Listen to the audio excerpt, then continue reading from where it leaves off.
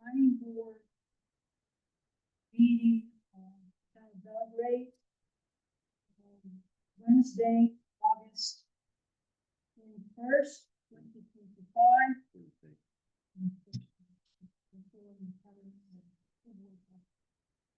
So let's start this over again. Welcome to the Town of Belgrade Planning Board meeting on Thursday, August 21st, 2020. It is 6:07. We had a little bit of a delay start, and we're gonna keep moving forward steadily. So I'll follow along. Tonight in the meeting, we have Mr. Nick Sakaro. We have Mr. Craig Alexander, Mr. George Seal, myself, Sarah Langet, as part of the planning board tonight. And we also have our CEO, Hans Rasmussen. I will invite the members of the audience to introduce themselves and speak out loud so the owl can pick you up. We are now doing minutes using our owl recordings, so it's very important that we can listen to us. I'm Chris Mons, I'm the CEO of Seven Lakes Alliance. Thank you, I'm Aurora Hall with Water Dance Farm. thank you. Jennifer Lee with Water Dance Farm. Nicholas Alexander, London. Thank you. Tyler Evans with Evans Development. Vern Finney with Taylor Installation. Who do we have now? All right. Please speak up. We have any? Nobody. All right. So, I think, should people sign in?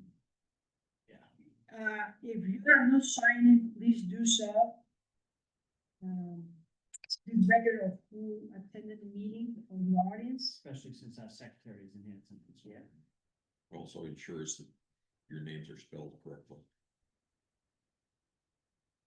Thank you. So, on the meantime, I'm gonna kind of, read what, the first, business. We have, 3 items for new business. The first item is the applicant is Seven Lakes Alliance. The location is 137 Main Street, map 26, lot 24. And the purpose is for the shoreline zone ordinance to accept direction of a 60 feet by 100 feet tent. With that, I will start by giving the floor to Mr. Mutz. Yes, I don't know what information you'd like me to add to the permit request. But a couple of things maybe for clarification. So we, request the ability to put up a temporary tent for approximately 4 to 5 days, during, July 2026, in order for us to host 2 fundraising events on the property. We have been doing this periodically for the last couple of years, unbeknownst to us that we needed to request a permit, but were informed recently of the situation by Hans. Thank you, Hans, for that. Couple of details about what we do. The tent is actually 60 by 40 and is kind of a standard temporary event tent. I don't have the exact height on that. I see that is requested in the permit, but I would think it would be about 20 or 25 feet to the peak height. The tent is put up by a company that provides that service. We generally set it up on Thursday, have an event on Friday night or Saturday night and Sunday afternoon. The tent is then removed first thing either Monday or Tuesday morning. I don't know what other details you'd like me to provide. There's actually one other thing to mention. That lawn area in the back of the building that is depicted in both the drawing and the picture is specially constructed to be a pervious surface for infiltration of rainwater that then filters through our buffer area to avoid inputs into the lake. And that is specially constructed to be able to hold up for foot traffic. And so the tent would have minimal impact on that area. So there's no floor under the tent. When you guys set up the tent, Correct, there's no floor, it's like a standard outdoor event tent that you would rent or. stands to, they have this thinking floor and they put under it. No, we don't do that. In fact, we request that the contractor use concrete anchors and not put any stakes into the ground. Because that would disturb the matrix that is underneath the grass, which is part of that infiltration structure. Is that for your stormwater or is that your leach field?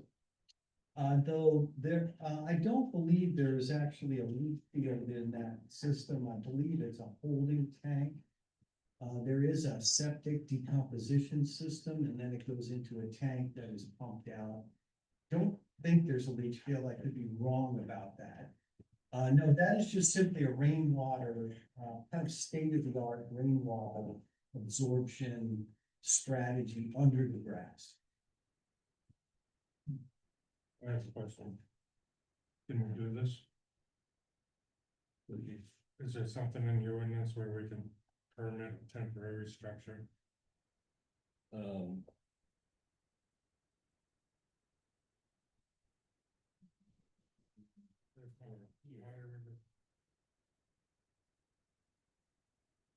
In that location, they may not be able to do it, but in a different location, like over the driveway, they could. So this is a Well, I have permit questions about application. septic system too. There was a experimental septic system put in there. And you're supposed to be getting inspections every year. Have you seen any inspection from that system? I've gotten a copy last year in this. Yeah. I And requested isn't that driveway considered impervious? Isn't that why they were able to build that building in that lot? the driveway? Yeah, No, it's, I mean, yeah, it's impervious. it's impervious, but I thought. Those were, I think at the time. Those pavers were non-impervious, I worded that wrong. And that's why they were able to build that lot, that building on that lot. I think those are pervious pavers. Yeah, and in that's the there. I mean, reason. I why. wasn't part of that construction, but that's what I've been. So you can't put a tent on top of that, is what I'm saying. On top of the pavers, you told me. Right, because they use that as pervious, Even the when they grass. got that permit. That building should have never been built there to start with. This is what I'm getting at. Okay. They have an experimental septic system. We cannot issue a temporary permit for a structure. So why are we listening to this? Well, the ordinance says a permit is required, okay? For any structure, Well, this puts them way over. I understand. But the driveway is impervious. Putting a tent on I that, think if you look at the permit, it says it's pervious. And that's why they were able to put that building there. okay, They stretched the law as far as they could when they built that building. alright, well, I'll agree to that, okay? But also on this diagram it shows the 100-foot setback, Yeah, so what gets them behind the 100-foot setback? Where they're allowed to put up a structure. Again. in This is front of not- 100-foot This setback. is not like a permanent thing, but we are So they're talking gonna about put it- structure. They had it out on the lawn, they wasn't on, I know. this is the That's after why the fact, This is right? not, it is, and this is not, Yeah, so we Would not can't be do allowable. it, they had it on the lawn. I understand. Or to discussing the dynamics of this for the future. In the future, the lawn's out of question. And you need to check the permit, Right. to see if they checked, if that was pervious. The driveway. And I would like to see a copy of it. Can you receive his septic system? Okay. And Mr. Shear, Since you weren't at the last meeting when we tabled this, because no one was here from the applicant, in part, but also, Hans informed us that, he'd been in touch with DEP. In fact, this question was raised, whether DEP had any policies about temporary, very temporary structures of this nature that cannot or do not, are proposed not to conform with the 100-foot setback from the normal high water line. And the answer that Hans had gotten was there is no exception to this. They have to comply with the setback. So that is a major, as the application currently is before us, that's a major problem because the location is, it would basically be a temporary non-conforming structure. So that's a problem, that in terms of not complying with the ordinance. Fast forward, that's where Hans was, looking for. a why he was bicycle. just, yeah, he was looking for an alternative. The other thing to keep this in context is this is one of two situations just of a similar nature. The other one hadn't come before us for a permit, but it's an enforcement action and Hans is working on precedent here, and so we need to be careful. So what I'm hearing is that there's nothing in the ordinance for this. There is. So, This is a non-conforming lot. yeah, They want to put up a structure. but it's a This is an temporary application. structure. Doesn't matter. Structure, this is structure, temporary or permanent. Yeah, there's no exception for temporary structures from So, the setbacks. so they want to put up a structure. And we're looking at an area that's outside the setback. That is existing structure. It's a driveway. So putting a cover over a driveway. I So you disagree, determine if it's allowable. because. Yeah, I wanna see the permit, you bring up the building permit and see what they rated that driveway as. Okay. As far as. So Craig, you're saying that that Right, driveway they have on the permit as pervious. As pervious. As pervious, Cause you're gonna that's go how over- they got their square footage to do the building. So we're talking about the 20%. Hard surface or unvegetated area. It is currently unvegetated. Because it's a driveway. Craig, I want to make sure I understand what you're saying. You're saying that, they got, That's not an impervious area, according to the permit. yeah, is this related to the 20%? Unvegetated, is that what you're getting at? Yeah, Cause, it's clearly unvegetated, so it counts towards that 20%. Yes. Pervious or impervious. I mean, there's been a lot of research done at the University of New Hampshire's Stormwater Center. And these pavers don't work worth a shit. right, Um, but that's what was permitted though, as it did. I'm pretty sure if you look at their permit. That's considered pervious. I'm just trying to understand what other issues there are besides the setback, cause according to Hans's calculations on the back of the application, they're, at over 26% unvegetated surface area. So that would, But they're not creating any more. but they're not creating any more, cause that would be, that's already been included in that 26%. But should have been.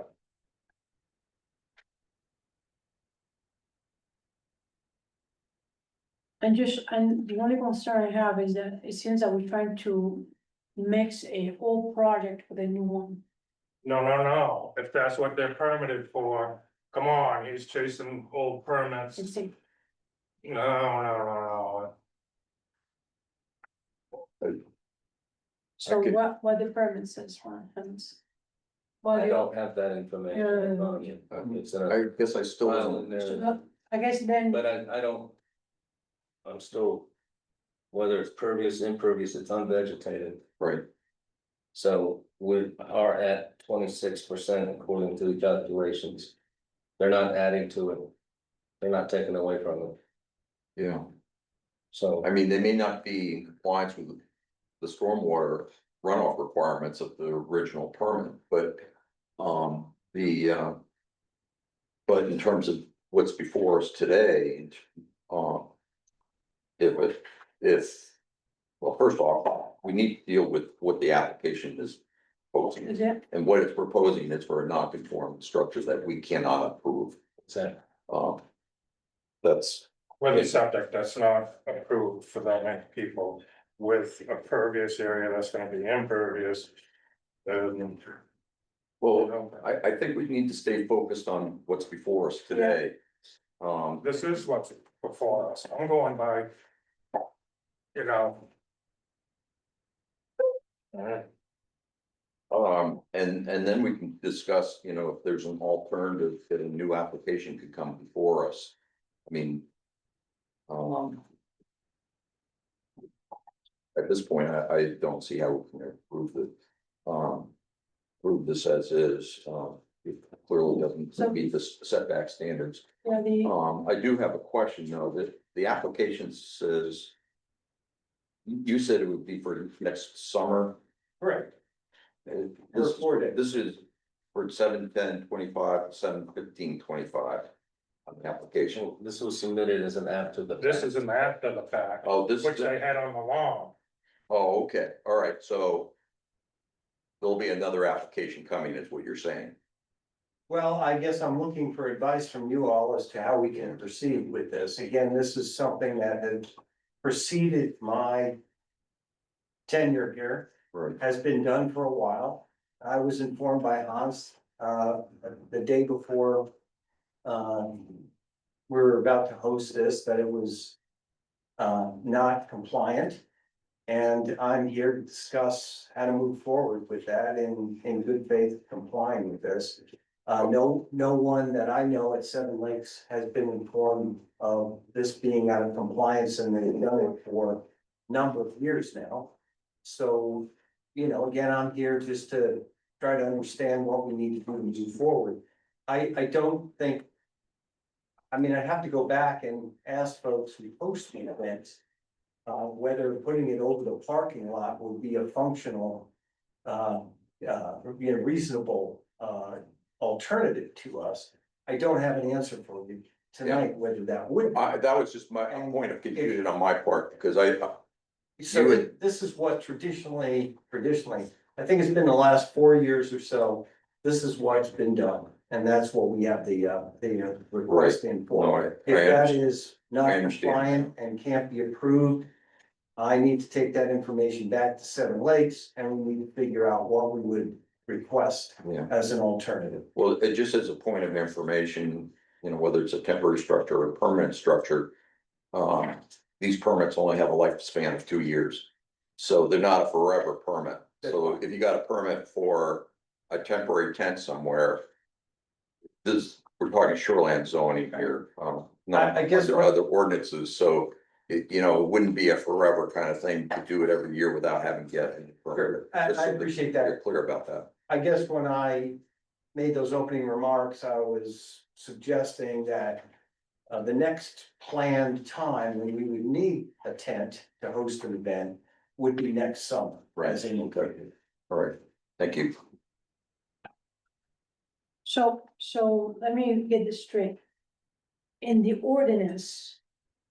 When we talk about a non conforming structure, it can be permanent or non-permanent.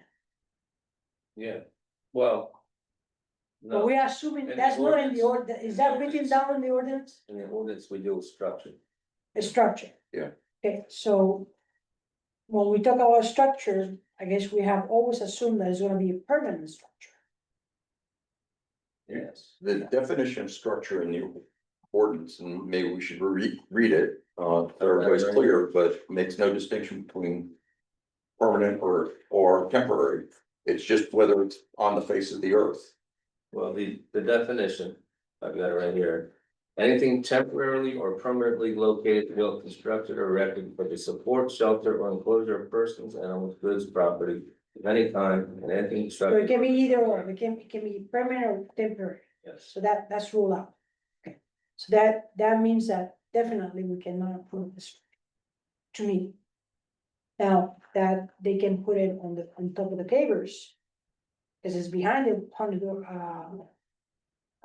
setbacks. setback. That be allowed, or the big, I question that. I wanna see what the permit allow back there.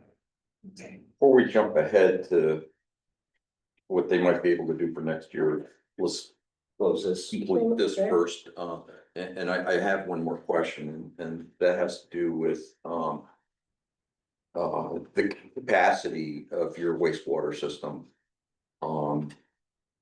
I don't know how many people this holds, but, what kind of, capacity does that system have? You said it's a holding tank, is there an automatic monitor on it, or? It's, I'm not expert on the design of that system. I don't have that information in front of me. But we maintain it regularly. It's a sophisticated system. It has various alarms, et cetera, associated with it to make sure that we're maintaining it properly. I know it was designed some years ago and has been maintained ever since, so. I can't give you the exact details of it, but I'd be happy to provide that if it's needed. I can speak to it. Okay. So their septic system, it is not a holding tank. There is a tank, processing tank.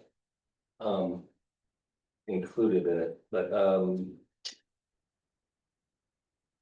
it's a filtration system, basically. It discharges clear water. And our septic fields they've actually got two fields. One was lined with alum at the bottom and one was not. And the report I got was basically testing the field as well, seeing how effective it's been or if it's still effective. So, it's discharging, I don't wanna say drinking water, but they say it's drinkable. So how many people is that rated for per day? I don't recall the ratings per day, but as it's just a matter of how much it can process and put out. I think it's like 13 people or something. Yeah, and my question is Craig's question, just, does it have the capacity to handle whatever, 75, 50, 60 more people? It doesn't. It's an experimental system.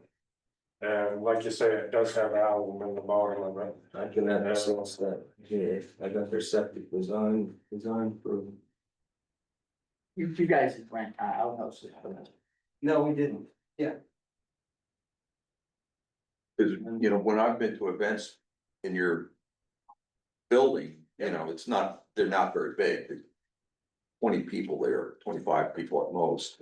Typically, yes, this event over the summer is the largest single event that we host. We did have about 100 people at two events last this past July. And I'm not aware that we've had any issues with the septic. How many people you have working upstairs on a daily basis? About 10. About 10. It's about 320 gallons per day, or 310 gallons per day. So what's out?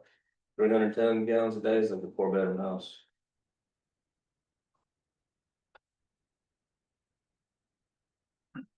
That's about what I Just to put it in understand. perspective, 310, so like the place of employment has to provide 12 gallons per day per employee. So you wanna take every person or and divide 310 by 12 and see how many people they can. You said that's gallons per day? Yeah,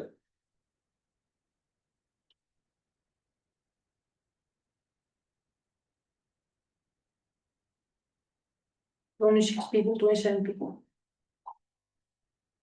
so they'd have to provide outhouses, well, part of it. So you asked us to divide 320 by 12. That's 20, about 27. I suppose I should have asked you this. I mean, I've never been to anything down there when you had a tent, but, were porta johns there or? We didn't have them this time, but we could certainly put them in, Right. you know. I mean, that's not a game stopper, it's just No, a there's recognition. plenty of room, to put something like that in. So, well, findings of that. I mean, it's. All depends how you look at it too. I've been there in different events and I had never used the bathroom there. Well, yeah, I mean, I'm ready to go on and, you know, I think Seven Lakes Alliance and this gentleman, you know, a little bit of guidance on for next year. And, I mean, and then, you know, we can go through the findings of fact, dispense with this as a matter of business, but the, in terms of the height of the structure, the setback, I guess I don't understand why that wouldn't be a viable alternative. But what they're trying to do today is get a permit, a retro permit or a permit for next year. A retro permit, this is for what, The- this is an after fact permit for what, you know, for the event that was held this Yeah, past. it looks like the 100-foot set mark is right at the beginning of the driveway closest to the water. Right, So if it was right, behind that, closer to the water than. right, and if you look at the site drawing, that's exactly where it was. Right, yeah, so there's no permit. Yeah, Within a hundred. yeah, this is kind of a no-brainer. Yeah, I don't even know if it goes through. The question before us, just simply so that they know, you know, whether they can hold events like this Yeah. at this facility. Yeah, so maybe they Is apply. there for an future- alternative? And Hans has put forward the idea of maybe it could be placed on top of the driveway. The parking area, I mean, obviously with. A little bit more pressure on parking along the road, but the place is a zoo anyway, so.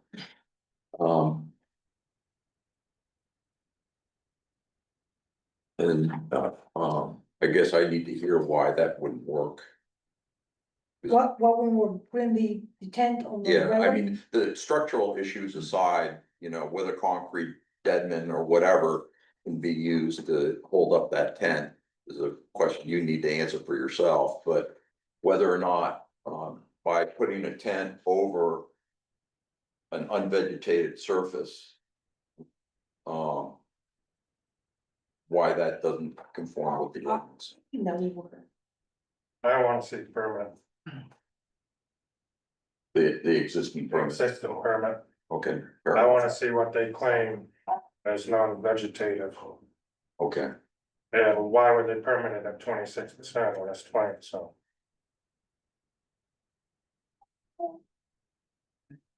I certainly don't know the answer to that, obviously, because I wasn't on the board, but well, let's proceed with this then, and I think the future question is gonna just have, until we get more information from the. Okay. From the original.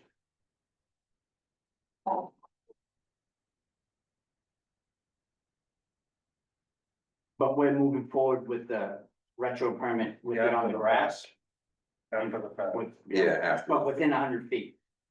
Yes. right, that's the proposal, I think it's So important. we're just gonna go through it to say no. No. Yeah, but I think it's important because we got this enforcement case Yeah. that raises the same Yeah. issues. Okay, all right, I was just. Yeah, no, it's good to be clear. Yeah, all right. I appreciate you being clear, because I was kind of confused myself. All right. So, answer, sorry, Mr. Mons, we have to go through this. It's kind of more of a, ordering up all this information, because it's a public session and it has to be recorded.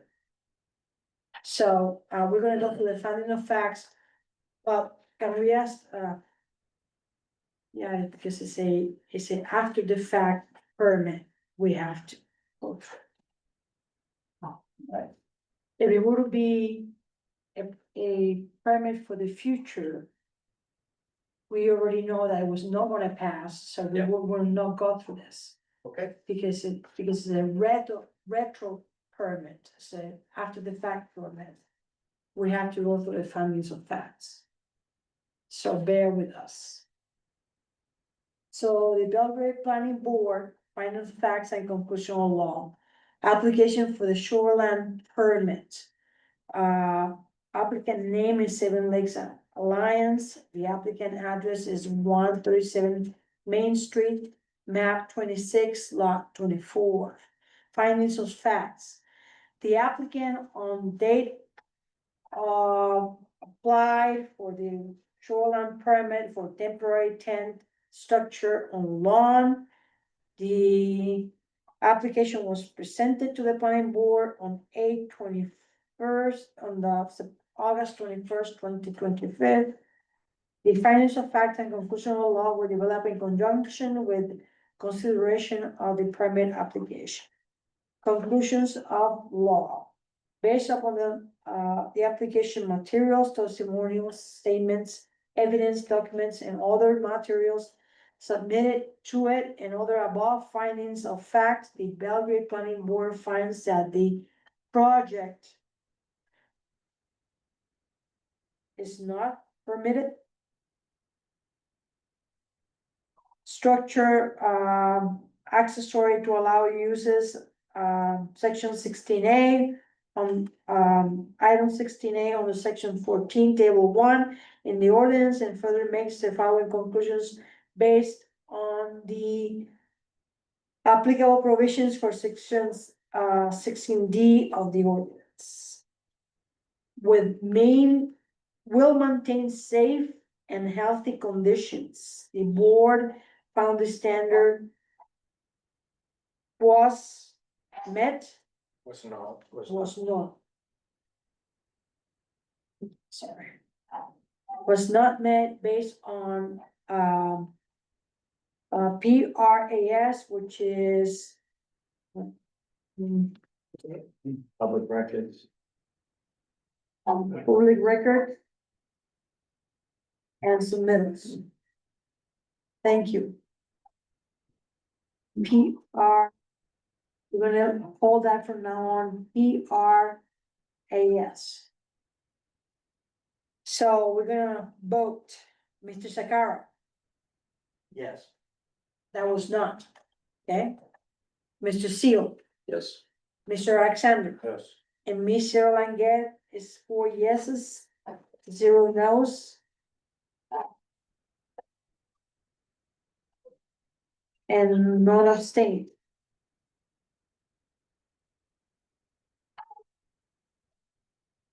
Right. Will not result in pollution, erosion, sedimentation to surface waters. The board found the standard was not met based on PRAS. And why is that? I actually had the same question for the first one too. So it will maintain safety and healthy conditions, Well, the first one is that the wastewater system's inadequate for the numbers of people. Yeah. okay? Thank you. But the second, I haven't heard anything about an erosion problem or anything of that nature. That Okay, impacted water quality. do we all agree on that? Could, a structure's gonna cause it, you know. We couldn't permit a structure anywhere else of this, because part of the problem would be erosion. So why, even though it's temporary, it's still, we don't look at it as temporary, because we have no guidance to look at it as temporary as a structure. So if you add a structure on the lawn, it's gonna cause erosion, and this is the whole problem and the whole thing. So yes.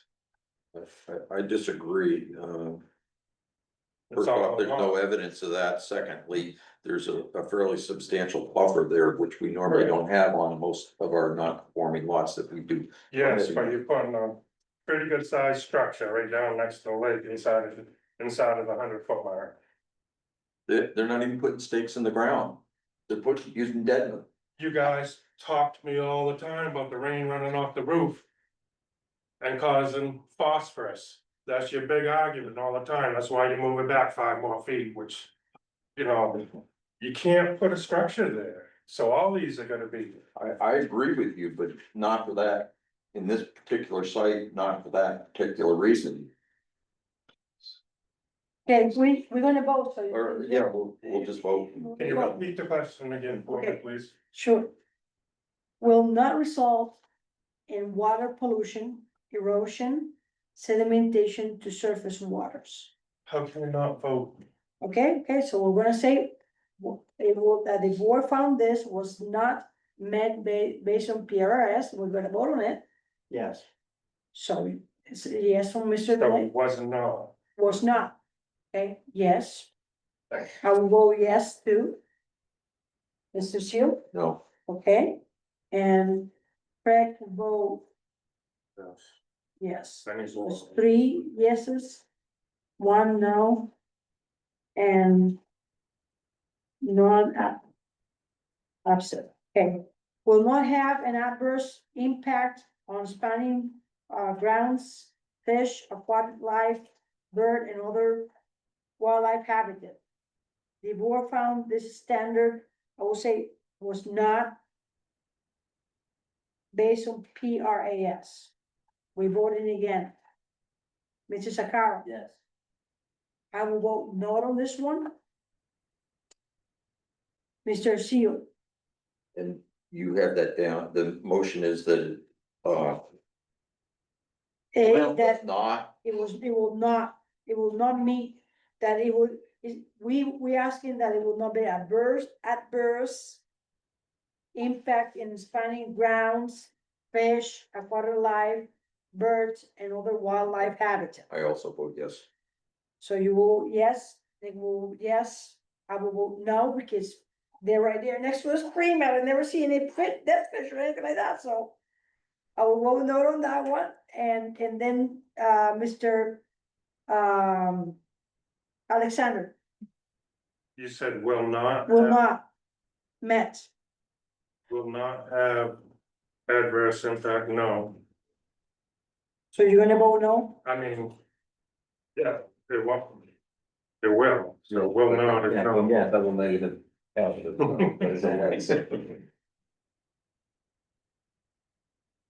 So what's your answer, Mr. Alexander? Yes or no? It will have an adverse impact, yes. It will not, no. Yeah. It's almost better to say, oh, that it is, so we know, we read the top statement and we know that you have to vote for it or not. So. Which is will or will not. I'll just say will or will not. Okay, so it will not have adverse impact on spawning grounds, fish, aquatic, and bird and other wildlife. Will. So the board found that this standard was not met. So there's gonna be adverse impact. So if there's gonna be adverse impact, it's yes or no, Mr. Scarrow? Yes. Okay, Mr. Seal, No, Mr. Alexander, It will, it's gonna be adverse impact. Are you saying that it's gonna be adverse impact? yes. Okay, so it's 2 yeses and I'm voting no too. So it's two yeses and 2 noes. And no storage. it's just a matter of where you put your double negative. Will conserve shore cover and visual as well as actual points of access in inland waters. Will conserve. So we're saying that this standard will not be met based on PRS. So it will not conserve. So what we voted, Mr. Sakara? Yes. Okay, Mr. Seal, No, Mr. Alexander, Yes. and I will say no too. To that one. I actually skipped number 3, I gotta go back to that one. Says, number 3 says, will adequately provide for disposal of wastewater. But hold on, Sarah, the percentage of vegetation, right? Is the reason why we have that percentage is because previously they've determined if you don't have the percentage, it affects everything, Right. right? So how can you? That's why we have the percentages we have, because that's what they're saying, wildlife and runoff and everything is affected, so that's the number that we came up with. So if they're taken away from that number, we're over that percentage of unvegetated, then you have to assume it's affecting everything. I mean, for the most part, there's some things that are real specific that we can, you know, obviously determine, but if you're talking wildlife and runoff, the whole, you know, this is why we have that percentage. Okay, so, It's hard to determine that it won't affect wildlife, what if you know, if you have a tent there, now birds can't, you know, ducks can't go in that space where maybe normally they would be on the grass. I mean, and Seven Lakes Lions knows better than anybody, they're the ones that are fighting. So which question are we on now? we were just finishing 5. And we read that it will conserve shore cover and visual as well as actual and points of access to inland waters. So what I Yeah, see yes. here, It's not blocking. so what I see here, This is 3 you're talking. no. I just read 5 and I thought you were talking about 5, I'm sorry. No, I'm just talking about with some things we don't know, but, you know, we have percentages to protect a lot of this stuff. So if they go over that percentage, then you have to assume, you know, it's gonna be affecting some of these things. Some things are more specific that it will be an obvious no or a yes, but So when I read construct shore cover and visual as well as actual points of access to inland waters, visual. visual, cover and visual, both of them. Yeah. So that side from where the tennis Yeah. have a path directly to moorings or decks that you can access the water and putting the tent there doesn't block that. That's why I vote no. Yeah, okay. We just have a different way of it. Yeah. Okay. So, I skipped number 3, going back to that one.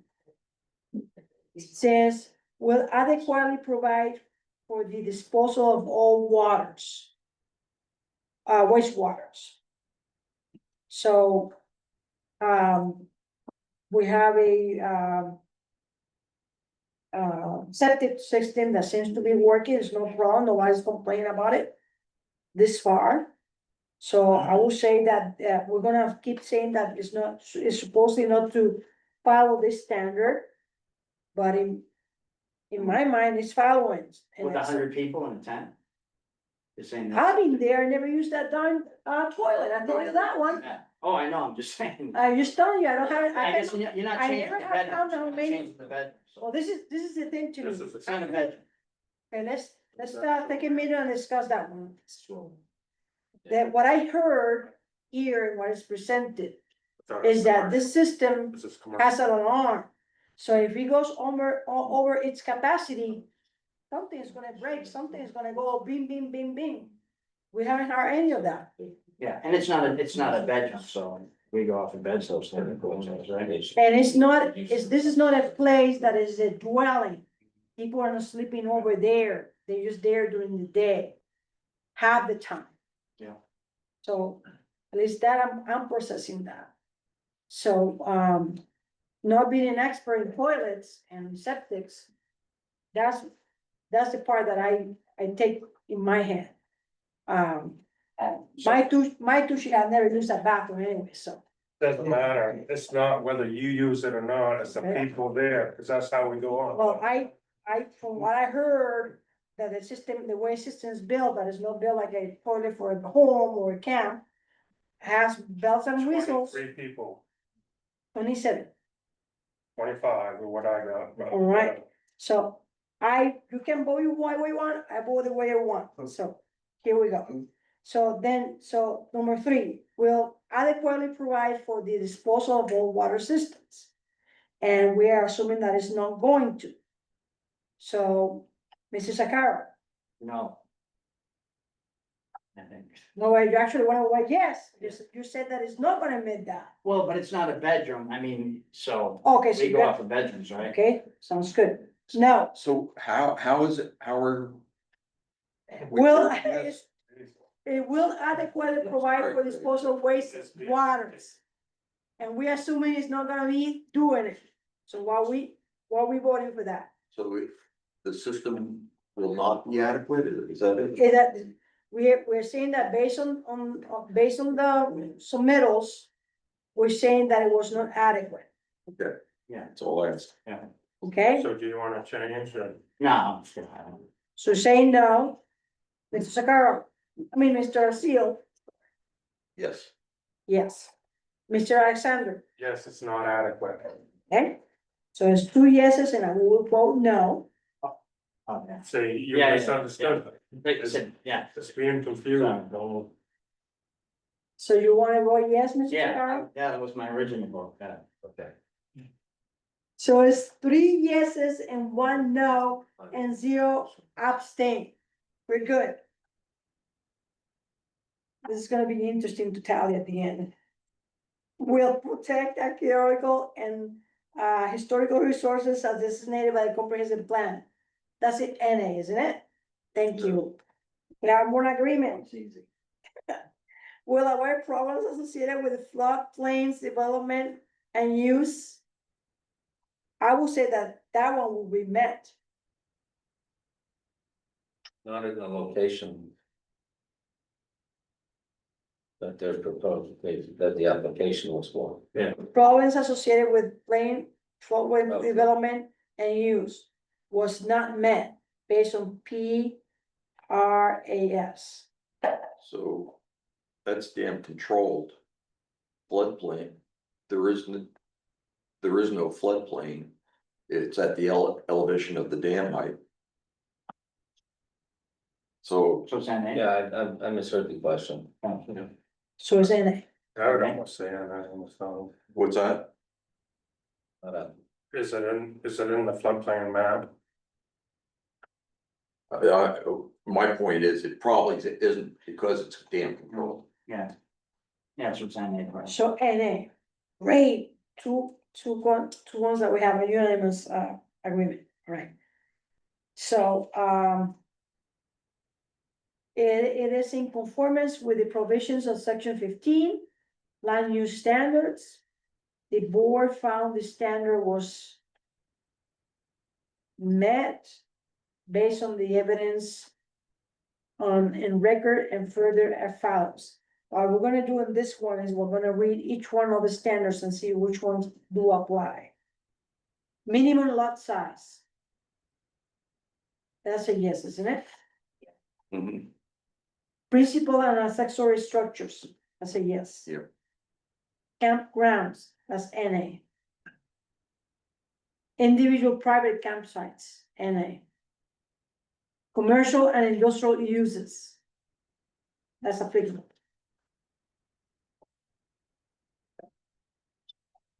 Yeah, Yes, okay.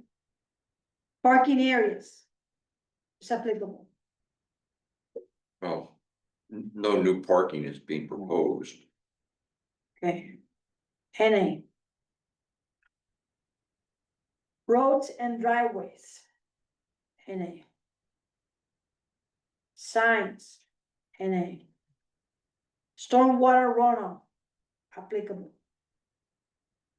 Septic waste disposal systems. Applicable. Thank you. Essential services. And then NA. Mineral exploration and extraction. NA. Agriculture. NA. Timber harvesting and land management roads. NA. Clearing and or real or vegetation, or I'm sorry. Clearing or removal of vegetation for activities other than timber harvesting. NA. Hazard trees or storm damaged trees, dead trees removal. NA. exception to clearing and vegetation removal requirements, NA.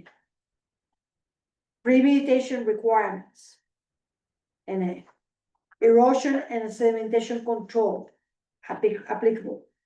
Shoreline stabilization, applicable.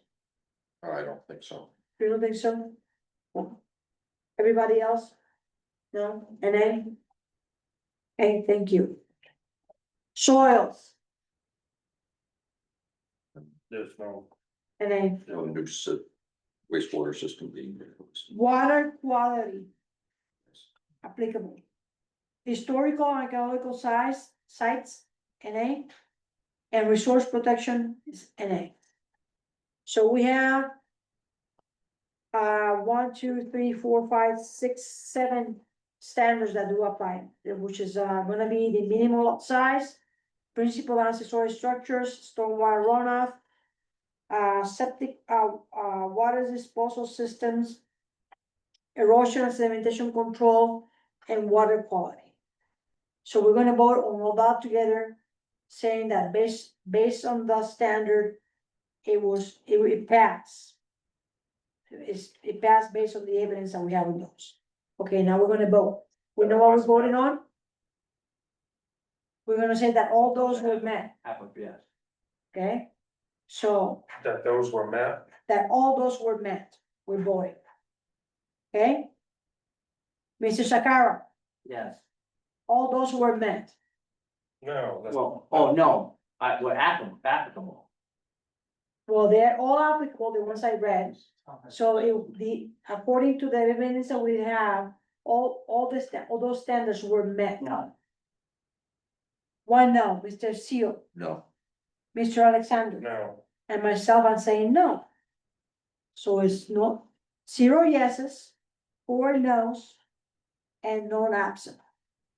Right.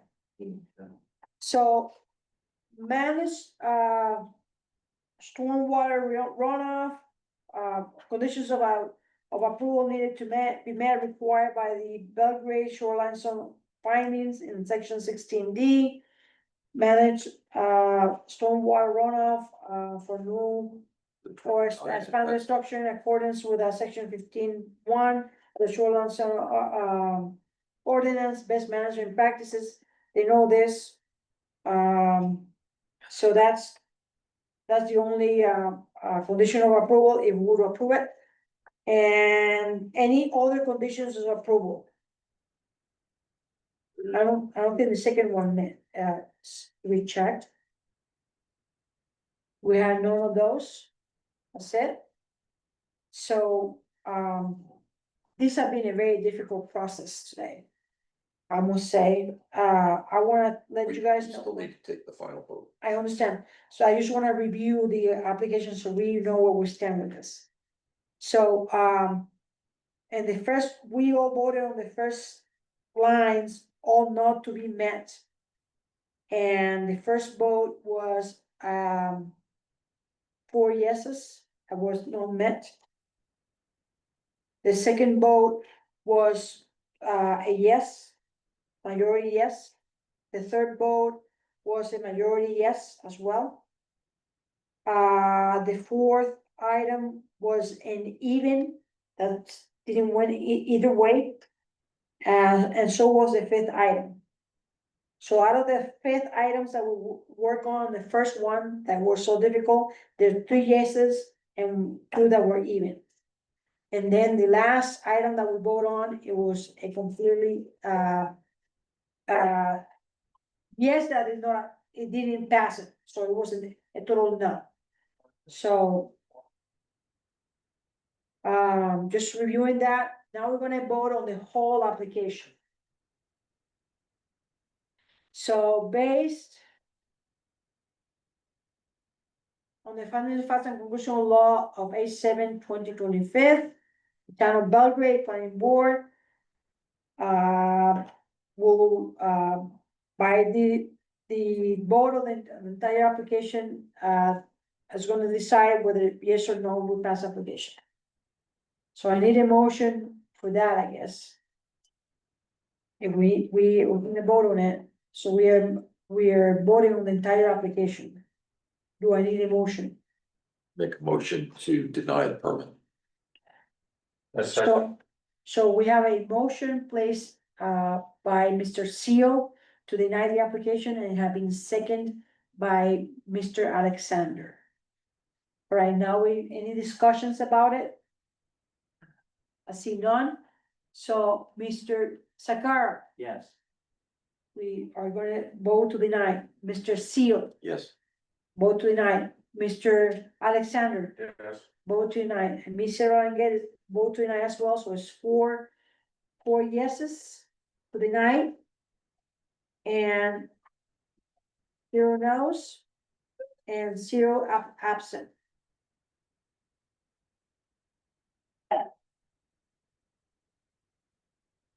So,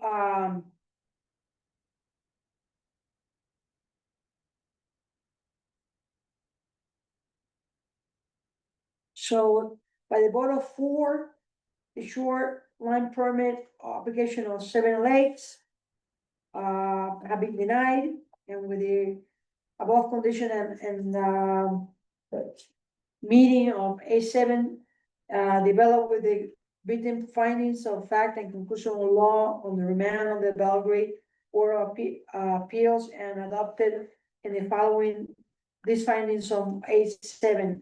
So we're sorry, Mr. Mons, it was not approved.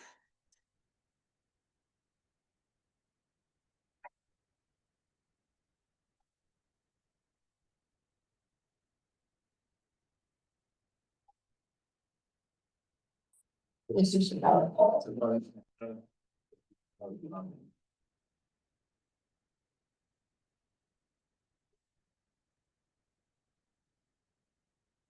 So, before we wrap this up, what's the best way to proceed? So Seven Lakes Alliance knows what they, might be able to apply for next summer. So my take will be to do a new application where the location of the tent is maybe over the parking lot, and then we're gonna need for information from the board to process that application. We're gonna understand if that was how was that approved, permitted before. So that will be my take into it. That will give you the opportunity to figure out whether that even works for the people that put up the tents. I don't think it's gonna work, but we can consider it. How do we get a copy of the paperwork? Oh, this paperwork? I'll get it for you. Thank you. What's the square footage of that whole property? It's 21,300. Yeah, it's on the fact sheet. Thank you, Pastor. Just a little over half acre.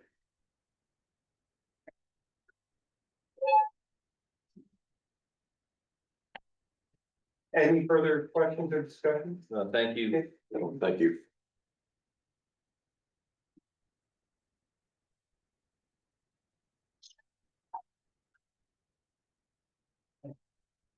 All right, so we move to a second order of business.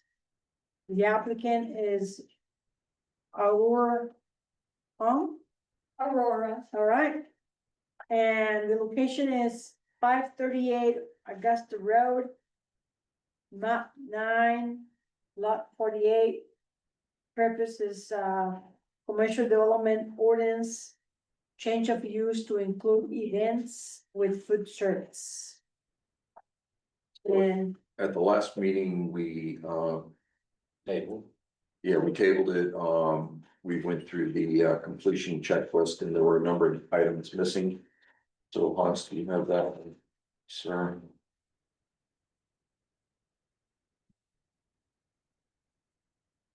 And we also have supplemental information that's been submitted.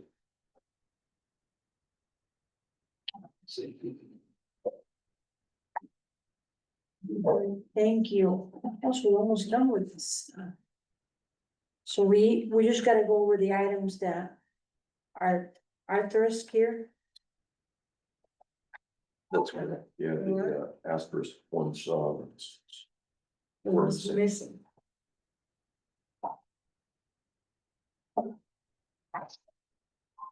Do you wanna wrap it up since you started last week? I can if you want me to. I think that would be acceptable. Yeah. Thank you.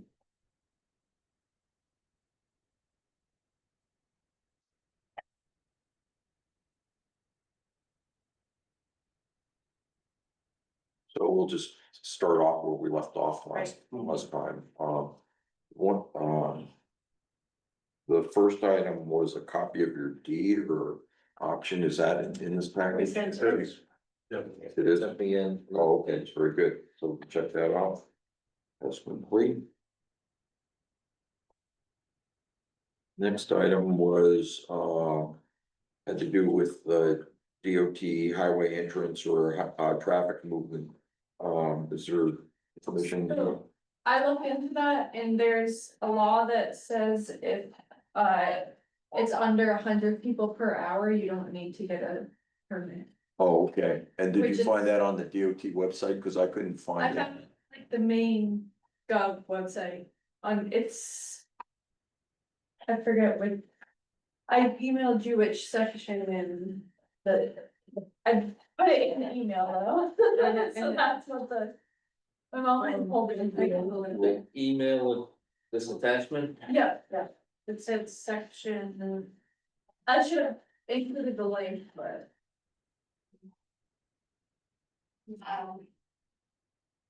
I can go print that one. Yeah, if you could just make sure that's in the project file.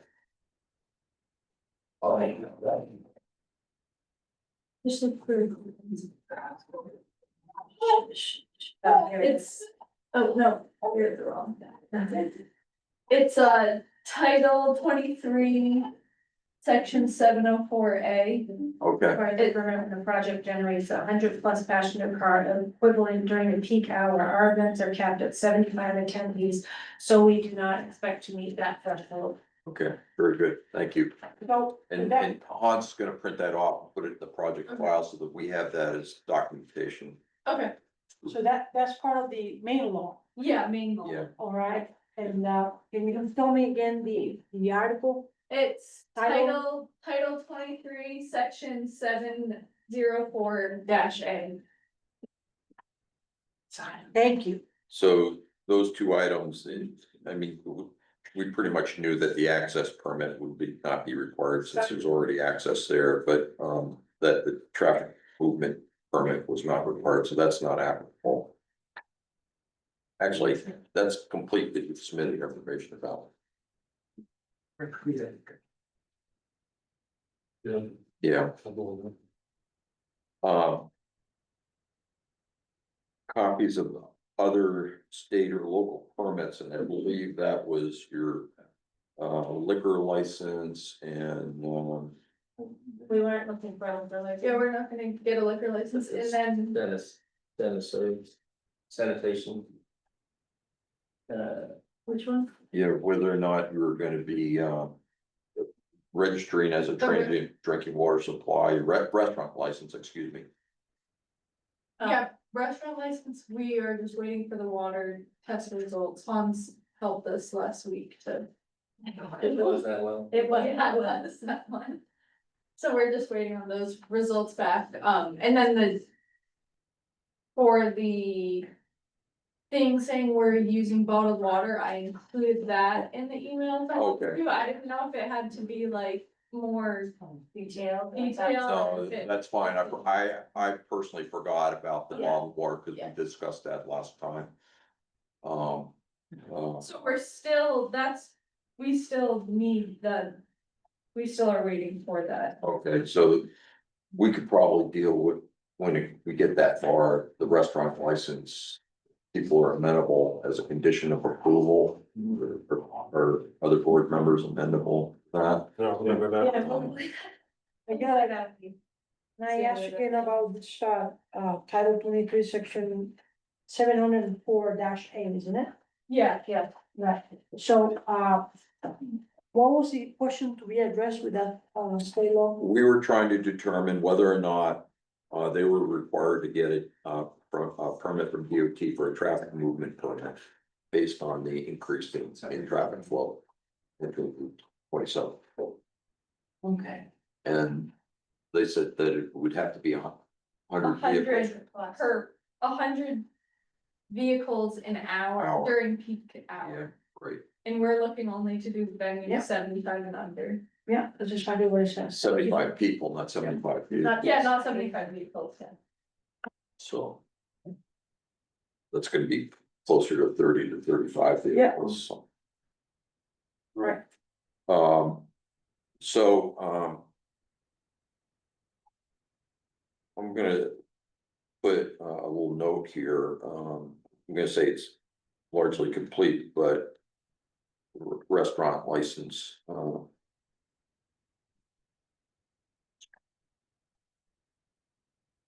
be provided.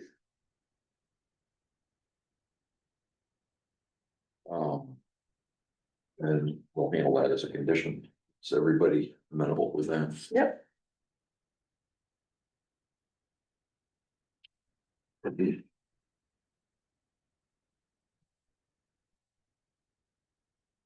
Um.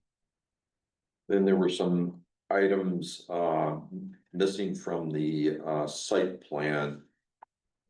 And I don't know if there's a, I believe I added what was. so those were the location of the Porta Johnson. I see you're going with something a little different now. No, that's what they have. We moved it over to the other side of the. Oh, okay. And the dumpster location, Yeah, it's over near where the bathroom. oh, okay, I see that, and.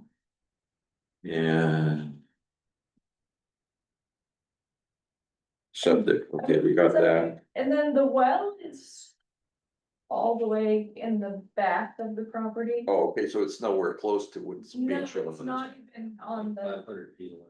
near the Okay, fence. all right, very good. And we have the decibel monitor as well, we got that.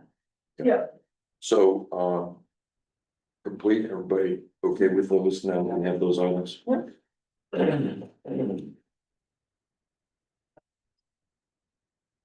Next item was, information needed to meet the access to public street standards. We now have that since that's related to the DOT question. Yep. It's titled, 23, section, 704-A. The next item was our homework assignment, and that was a copy of the application to the fire chief. Haven't heard back on them.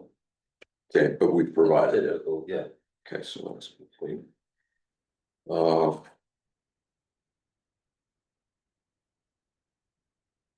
The, then the next two issues, deal with noise, and the discussion at the last meeting was that, you plan to, or propose to monitor noise levels during events, using a cell phone app.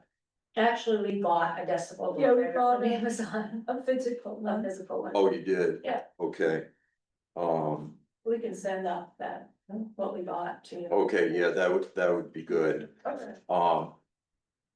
My personal thought, once we get this far, is that, I think that needs to be fleshed out a little bit more, because the question before us and what the ordinance authorizes to do is the board going to require a post-development noise monitoring and reporting plan? And this is a point of discussion for us. I think we should, and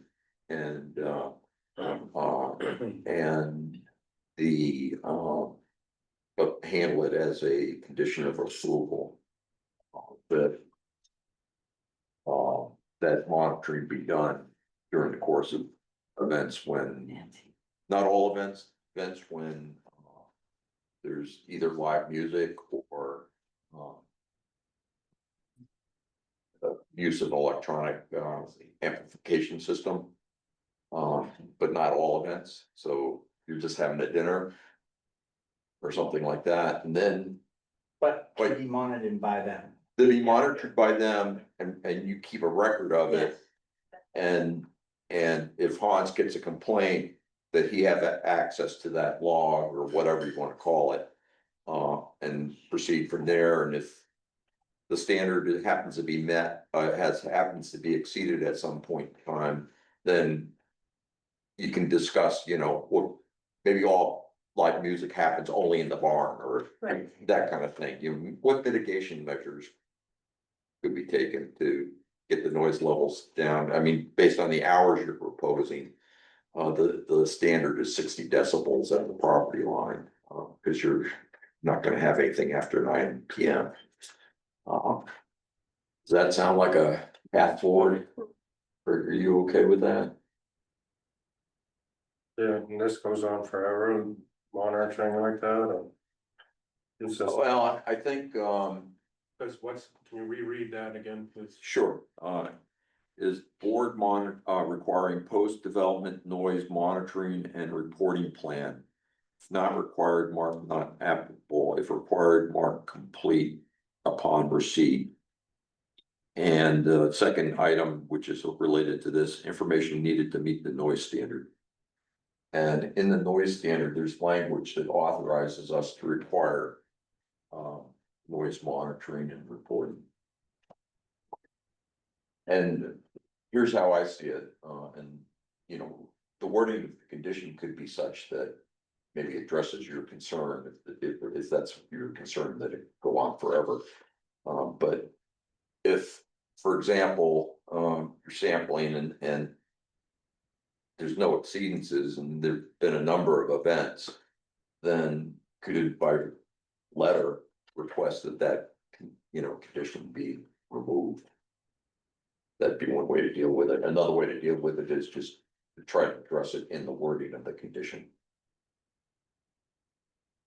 But anyway, have a condition that deals with the noise monitoring. Yeah, I'm good with that for a certain amount of time, and if they could request for that to be removed after a certain time where it's been on it. Okay, And it's kind of where the barn is located. One neighbor is far away and the other neighbor is even farther away. So I don't think it would be an issue, and I spoke with my neighbor and he said the same thing. He said, what about the noise? And I said, we're talking about that, Right. now we're gonna handle that. But he's, yeah. So there's like two questions there. One is, will it impact the neighbor at his home? I don't know. yeah, But the ordinance standard is at the property at the line. property line, yeah, exactly. So- So that's where it's kind of, Yeah, yeah. and so, People are. it may be that, because of distance, nobody's gonna complain. Right. That's what I'm thinking, but you never know. Because they don't feel like they're Yeah. being impacted. Right. But just, we have to go by what's in No, the no, no, ordinance. the noise carries, but we're willing to, Yeah. absolutely So- monitor and,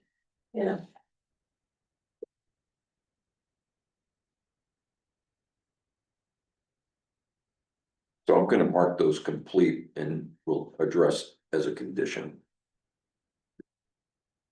Does that monitor automatically record peak? So,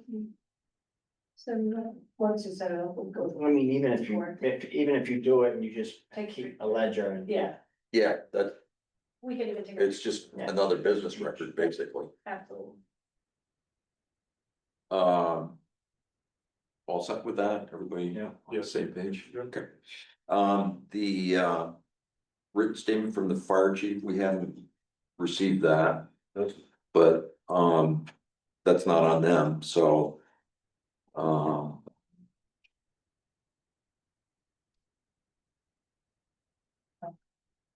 I don't think we should hold up the process because of it. Put it as a condition.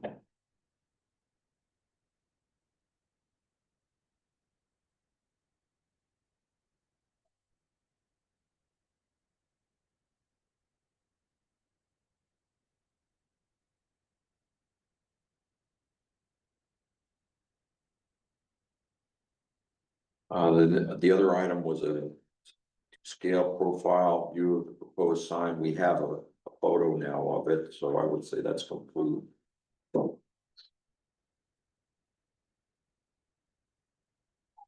And lastly, oh, this is, okay, so the last item was copy of Maine Drinking Water Program, Public Water Supply Approval and Source Water Protection Plan, and that's no longer applicable because you're providing bottled water. Right.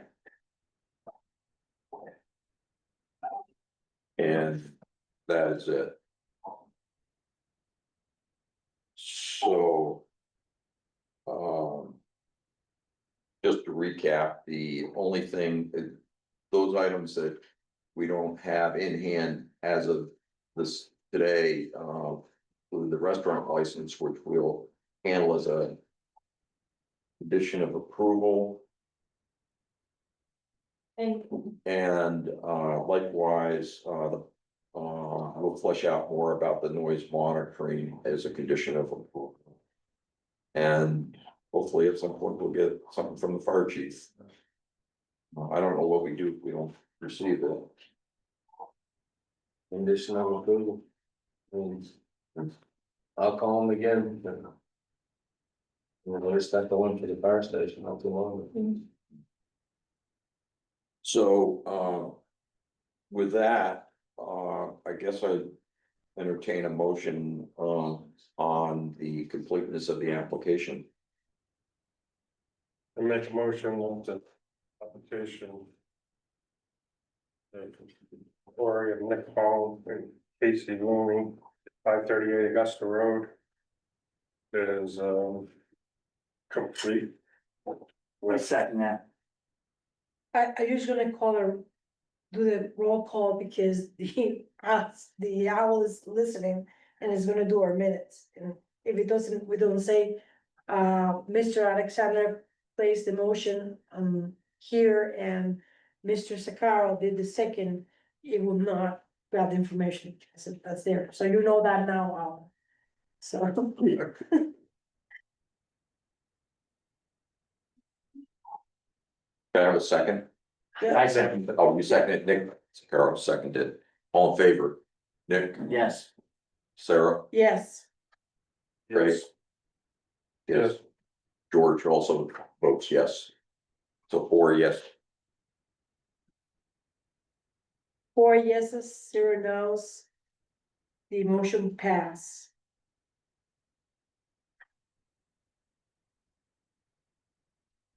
It is unanimous. So for the owl. So I'm signing on Sarah's behalf since I chaired that meeting. I being George.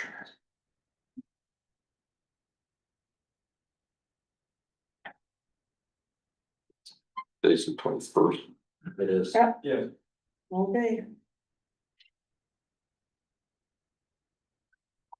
Yeah.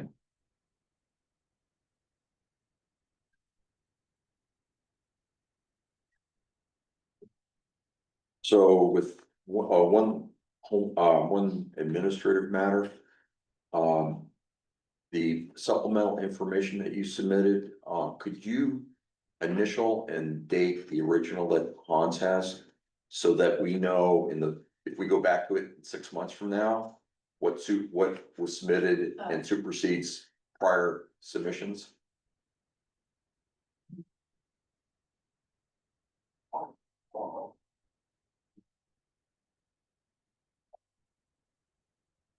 So I can put bleach in it, bleach in the house. It's positive. Yeah. Yeah. That's.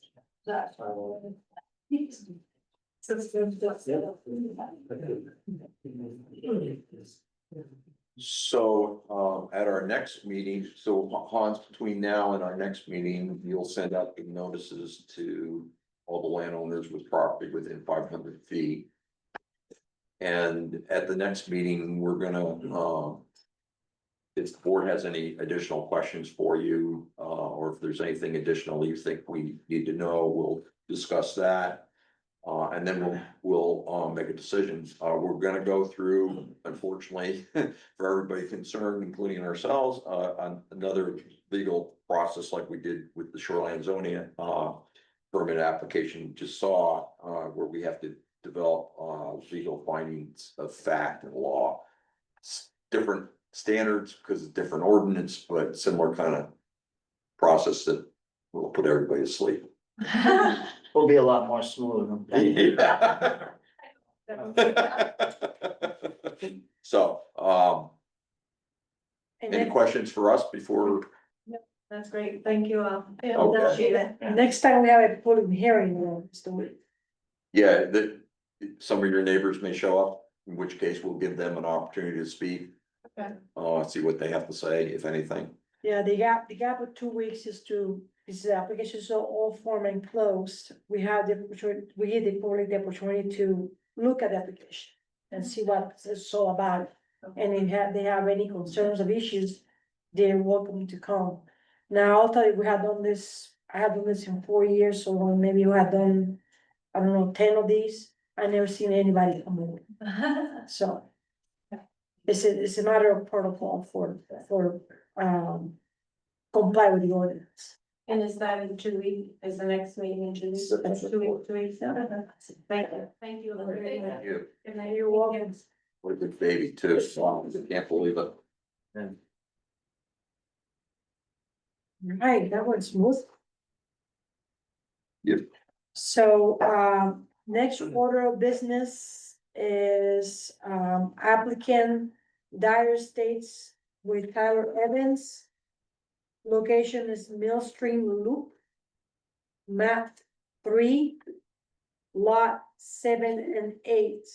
And the purpose is a subdivision preliminary. And with that, I pass the floor to Mr. Tyler Evans. Thank you. I'm not sure where the Dire States came No, from. my typo error. Okay. It's not. Different development, same guy, Another different. brand, Yeah. So yeah, this is Millstream. And I just have a couple of maps here. This is a full scale of what you guys received electronically, which can be difficult to read. Guess I'll leave it here if you want to see it. Yeah, do you guys want a full scale in front of you? That'd be all. We can go up to the table, I Yeah, guess, can- probably, that might be easier. So this We is got one. Millstream State, Millstream subdivision. Millstream subdivision. Yeah, this is an extension of, subdivision that was established in the mid-90s. So I'll wait for Craig if you want to catch the beginning. Yeah, yeah, go for it more than once. Yeah, as Hans will test to, when I first reviewed this, I got totally the wrong end of the stick. In terms of where it was in town and. Yeah, And that, I thought you were just I thought this was the existing subdivision and you were just adding one lot to it, not that it was an extension, a whole. Larger, yeah, bigger subdivision, not just one lot. This is Bob's, Robert Garbage survey of that whole. This is done from the 90s, but it shows you where these lots are on there. Okay. And he had a note that the Hammonds, that they were going to develop those by deeding them to each for a relative. And they didn't do So But- that was just sort of it. Right, put out there as a yeah. future intent, but no, they set pins, they blazed trees, they built the road, they put in yeah, culverts. but the planning board didn't actually approve it at that time. Correct. He did Yeah. not approve. This was. Right, right. That's the location road, get your bearings. Right, yeah, right, so, So, right, very good. Well, I just wanted to, and one thing I want to point out is he did. Also check the elevation for the flood zone, and he has a line on here inside the lots, oh, a okay, few feet. So the lots are not in the flood zone. Just the back corner. okay. Part of the back. So, let's get this oriented correctly, because. So are the. Oh, okay. Yeah. So, no, wait a minute, here's the stream. Okay. And the flood zone goes, where's the flood zone? It's right on the shore, so it is, long dash shorts. Oh, okay. Actual 238 foot elevation line through the area, that Okay, references. so that was one of my questions, because I missed it. Sure. Yeah, so FEMA came through with a broad brush and put all of this in flood zone as they generally do. And then if there's a building, you go through the process of a loan month, but without a building and a structure, you can't, you gotta do the topo mapping. Which they did, they went back to a brass elevation on the railroad and, yeah, benchmark at the Central Maine Railroad where it crosses and topo to determine the actual flood line, so none of these are actually in the floodplain. I don't see everything. And we did need to. No, I'm saying, I'm looking on the map there. Oh, okay, right, yeah. And then I had, had the wetland delineation done as well, so this shows the aerial. It's the Mill Stream Drive, it's the extension. So that would be. As you see it. Okay. So same, so that was extensive in the entire, I have a, so part of it's over 80 acres. I bought everything from it and it's now, so that's happening. Okay, yeah, that's really helpful because, depending on what state map you look at, or including the US Fish and Wildlife National Wetland Oh, yeah. Inventory, it looks like it's got the whole, Looks terrible, yeah. the whole, at least this area anyway, in Yeah. wetland. And then we did 2 test pits on each lot, and throughout the entire property, and the soils are excellent, work out great. That's not uncommon in undeveloped land like that for them to do it. Before I purchased the land, that was my biggest concern, right? I was gonna buy land that couldn't be developed, so we went through a lot of this in the due diligence phase, and then it's just a matter of getting it all documented, but on an 80 acre piece, it's quite the process. So everything's actually been flagged and because the road was built, and culvert was established, that broke wetlands significant importance. So it's this, any of the green they see on here is, they go forward to wetland. But none of it on the shoreline lots that we're looking to. So, just a matter of make sure as I said before, I already grabbed the wrong end of the stick once, on this, this is a preliminary, It's just very unique that the lots were split off. You know, in the real world, not signed off on Right. as Right. second phase, but his intent was to get them to blood relatives. And so everything was done as if these lots were ready to go, and then if that had been the case, if he had given them to blood relatives, after 5 years, they could have done whatever they could with that. They saw the value in waterfront lots and decided not to give them to blood relatives and remained intact, but. They went through everything that would be required to do so, including blazing trees, setting pins, perk testing for soil, septic systems, Is and building the road. the road, that exists now, has it been developed adequately to serve as the road for your subdivision? Yeah, so there's power, there's utility poles, power, this lot at the end. It's this one, right? Yeah, this lot was sold to Steve Foster. Skip gave it to Steve. Steve sold it 2 months before I bought the entire piece. That lot changed hands again recently, and she has a deed right away through my property. Decided she wanted to build a cabinet there, so she brought power in. She's got a building permit, she's got a septic system installed. Hans been out there with DEP to confirm everything in the setbacks. In doing so, I built a turnaround at the end. Knowing that would be necessary for this. So yes, it's maintained, we plowed it, last winter, just so we could do some of this work ahead of time. We anticipated doing this in the spring, but. A small to all fronts, so, it's in good shape, it's been You clear. go down Mill Street Drive here and then. Yeah, exactly, it's just an extension of it. And We keep a rope up, I'd love to get you guys out there to see it, cause it's tough. On paper to. Yeah. Well, I think that's something we need to discuss tonight. The efforts, And there's another property here, so that's one itself again. That's There's 3 stacks going. Yeah. Power, well. Or they'll shoot you right and you come up here and then the street cuts up. It's a nice beach, well. It's a nice, it is, it's a, it's a sweet spot.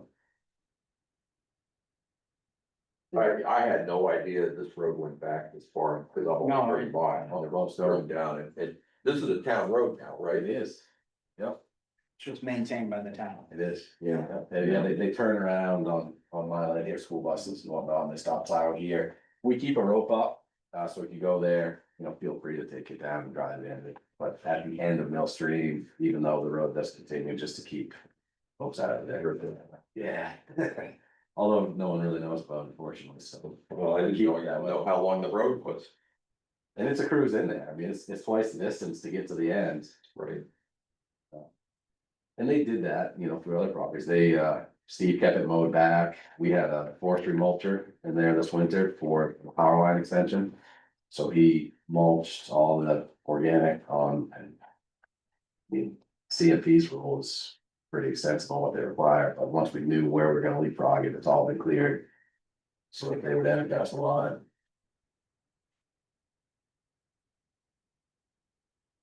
The biggest thing was the floodplain, that's. Feels, Arhan and I had a discussion, Burns got deep into this, but on the shoreline. Zone map here at town office, it shows it in resource protected, this protection. However, the bits and lots are not, the shore on the outside of the stream is not, same elevation. This is the same map. And it doesn't meet any of the requirements for it.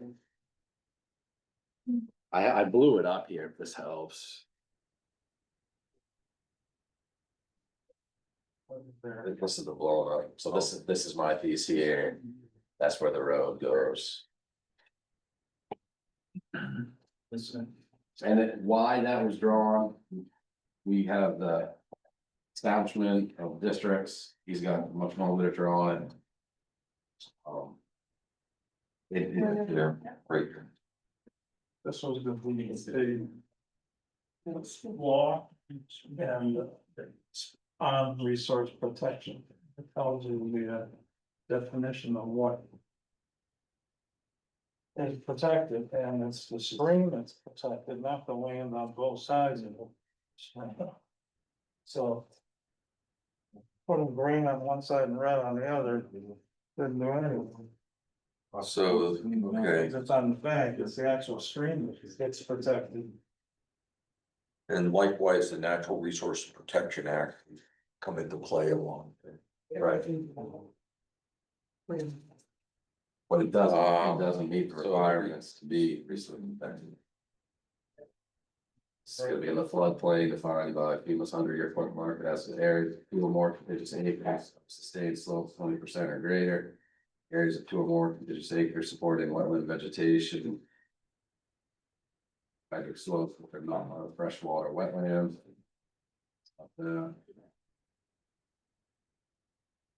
The only establishment that it checks is within 250 feet that also does.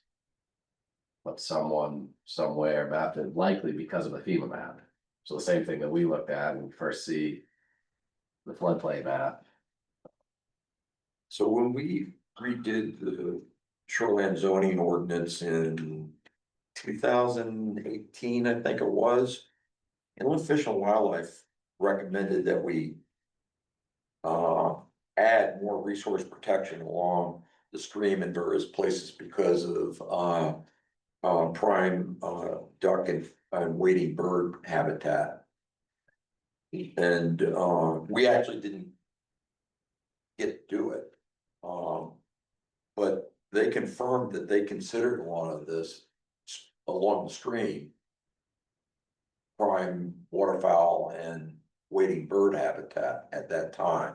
I think Rich Baker can verify that for us, because he actually dealt with Inland Fish and Wildlife, and this area right here was one of them that we were supposed to add. And never, we dropped the ball. What happened? But I know in this area, which Is not a question, that's not. Actually, wait a minute, I'm in the wrong spot. That is it, yeah, no, that is correct, but that's not what I call it. No, is it Kevin? Kevin Osgood. Yeah, okay, yeah, that's the right spot, yeah. Yeah. Yeah, cause he met with us about it too. I know. And, so Hans, do you have anything to add about this? Cause I mean, we can't just sit here and change the map. But what they read, you know, the criteria for resource protection, it really is met. By that light. Yeah, no, my point is, the voters have to change the map, not us. We don't have anything, you know, we can recommend it, but we can't change the map ourselves. We don't have that authority. I think the ordinance says that the appeals board can change it. Yeah, there's a process there, so. We need to think about that more, But to be honest with you, I personally would need to do a little bit of. Get up to more speed, because but I think you're right about. There's a process. Go out and look at the lots and look at the frontage, there's a good 5 or 6 foot bank, easy on our side to the stream, and it's the same on the other side, it's like no difference, so why? Birds are gonna hang out. Yeah. They're gonna be out the. Yeah, road, right, where there isn't a road already established, this is an extension of a residential development, there's no better spot to build homes for taxpayers. In town than to expand an existing residential community. Now, the other side off the Bartlett Road where there are woodlots, someone wanted to propose an area to protect wildlife. That's where I would start, you know, there's no rhyme or reason to this, so. So we'll just have to flag that as, you know, that's definitely an issue we need to grapple with, Yeah, Can the board approve a development? With proof that it doesn't meet the criteria to be resource protected? That's. My first question, we know there's an appeals process to amend the map. Well, even in resource protection, you allow your 6 foot path to resource. yeah, so, Still put it down, you just can't cut anything down, yeah, so, you cannot improve that land at all. I mean. And that one question I've always had about this map is, how far in does the resource protection area go? well, it appears that it's the entire shoreline zone, if you're just looking at that. Right. That's That's not the state law says it's the actual stream, trade, that's the resource protection zone. when that's. And not the banks and up on the land, if the land is dry, if it's an attached Wetland, inlet, yeah, that's fine, that's part of it. But there's nothing like that on these lots. soil are remarkable, it's great high ground. I mean, Tyler, is this gonna be a development where, you're not just selling lots, you're gonna be building homes on these lots? I'm not sure. Oh, okay. I've had everything from, you know, a tree house to a yurt to a year-round home. And everything in between. Right now, the sale of the lot at the end of the road and her bringing in power and building in place has really put it on the forefront. I didn't anticipate doing much down there without power. Other than maybe some campsites. But now with the road built out and the culverts and the demand for, you know, water access. Right. I see a lot of potential, but I don't have an imminent plan to build, you know, 6 homes and sell them as turnkey packages. I can't say that I'm just gonna. Yeah, sell them. and my only reason for asking is I'm just trying to, in my own head. Okay, well. You know, there's a subdivision of the land, Right, but then there's the construction of the structures and it, I mean, the road's existing, you know, does the shoreline zoning ordinance come into play with when I build. with or the when structure? subdivide. Right, Exactly, and that would be my point, is like, moving forward with the subdivision, knowing that this map has to be addressed. To alter the land and build anything more than a 6 foot wide meandering walkway through the shoreline zone. But you don't have to commit to building a home in order to subdivide the lots. You know, where the pins are set and roads built. There could be. Zero infrastructure. Doesn't have to exist.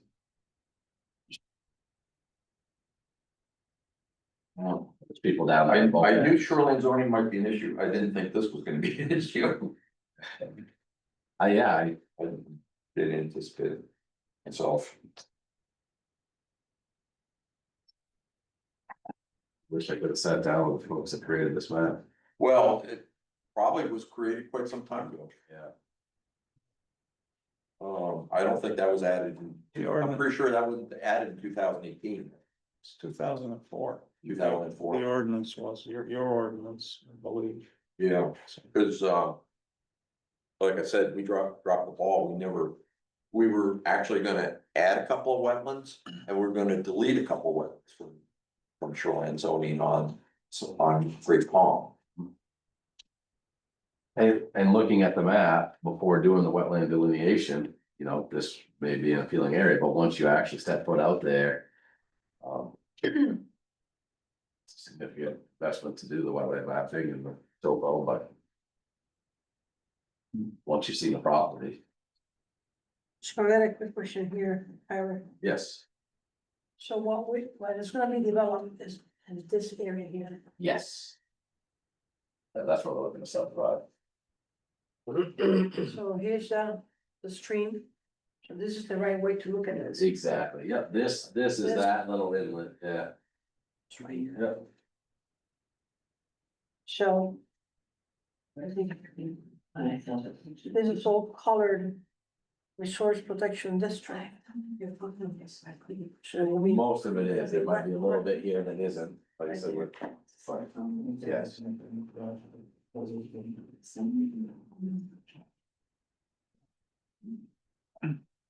Anyway, we definitely have to, site visit. Yeah. Love to see you guys out there. One of the things, since this is a preliminary, the ordinance requires us to, make a decision about, the only thing we make a decision about is whether this is a minor or major subdivision. Research it's a major, since it's more lots, but we do need to make sure we have a vote on that. So, just so we, do what we're supposed to do tonight. And also whether we need to make a decision whether we're gonna do a site visit. Yeah, and I think that's what you guys are for, I think it's really important to lay eyes on it. Yeah, I think so, particularly with this issue. Yes, yeah. Yeah. So I will entertain a motion to, decide as a minor or a major, subdivision. I'll make a motion, that. We'll call this, Mill Spring. Mill Streams subdivision, will be a major subdivision under the Belgrade subdivision ordinance. So I have a motion that Mr. George Seal, is putting forward. Do I have a second? I'll second that, Nick Carl. Lisa Carroll, place a second for the, original motion. Do we have further discussion on it? I hear none, so we're gonna vote. Mr. Sakara, Yes. Mr. Seal, Yes, Mr. Alexander, Yes, and Ms. Ranget is 4 yeses, 0 no's. So the motion carries unanimously. So then, we don't have to vote to create a site visit. no, it's something we. This is the purpose of this meeting. So we have to open our calendars and figure that out, I guess. So what we have for availability next week? I'm available Monday and Thursday of next week, those are the only days I'm available. I'm not gonna be Monday or Tuesday available. I'll be here. Maybe the Monday of the week. So it might rain Monday though. What's that? I think it's gonna rain Monday. It's gonna rain Monday. That would Can't be do it a Monday anyway. yes, No, I can do Monday or Thursday. 75% chance of rain on Monday, Oh, good. we Thursday. need it, We do. Thursday. Thursday, it's I beautiful, can do Monday too, really. Can you guys do Tuesday night? I could, Yeah. I can't, but that's okay. Or what You about can. Wednesday night? No, Thursday's the only, I could. And also, how about Friday? it's Labor Day weekend, Oh. That probably no. that might be difficult, folks, but. I mean, you know, Monday, I don't care if it's raining. Yeah, No. Okay. No, We- the rain. I mean, who knows if we're actually gonna see drought. So you, Let's can you make do it November. Tuesday? I can. Tuesday? Yeah. I can do it Tuesday. okay, well, I mean, You're feeling you guys will, you know, I trust you. We'll take photos. All right, so Tuesday it is. What time? Tuesday, say 4. I can do 4:30 or later. 4:30? 4:30. 4:30? We'll do it 4:30. Meet you at the gate. Right. Do you have any objections to me going down on my own? I don't know. It's in introduction. You want to be there when I'm building them? If you don't mind reaching out, if I can, I'm up to meet you. If I can, then we'll stop you, but. Yeah. What do you think? Myself, 485, 1-800. So Tuesday, the 26th, August 26th at 4:30 p.m. All right, All we have right. a date. Second. Excellent. Probably Thursday, is that one? Yeah. All right, let me just confirm that and I'll give you a quote. Okay. Okay, is that okay with everybody else? If I go on? Yep. It's good. And we trust him. What a smart. Do you guys want to keep, does anyone keep a copy of the full scale? That'd be nice. So this one, if we don't have already have. I don't have it, so You don't have it, yeah, so that, yeah, that, cause. That has the floodplain on it, That's got floodplain, yeah. so that's important information. Notes about the lots. See all the dates. It's got the date he added the lots, 1999, I think. This was just one we have, yeah. And the title that you have is 38, section 480 is that. This guy. That's important. Got it. Thank you. And when you get further down the line and you're submitting the, you know, fuller application, that wetland maps. Yeah, absolutely. Absolutely, yeah. Because like I said, the national wetlands inventory. Mapping on their. There's one presently west.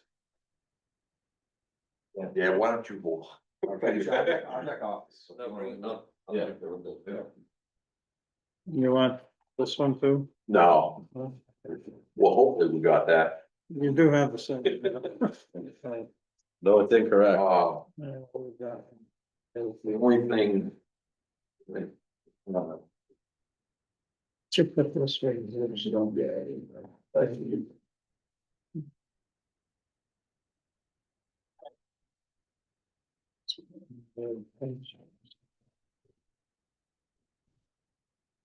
Will we schedule the next meeting after the site visit? Or is there, are we able to do that now?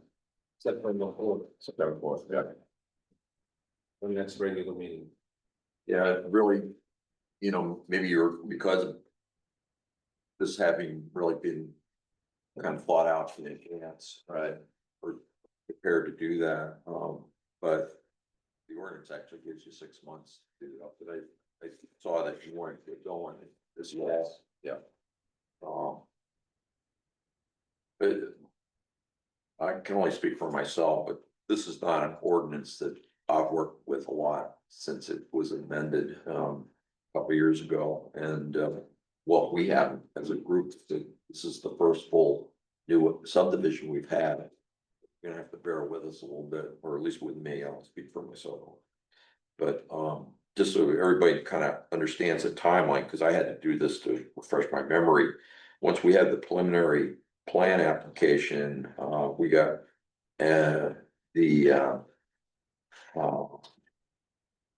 within 3 days, the receipts, the notifications have to go out.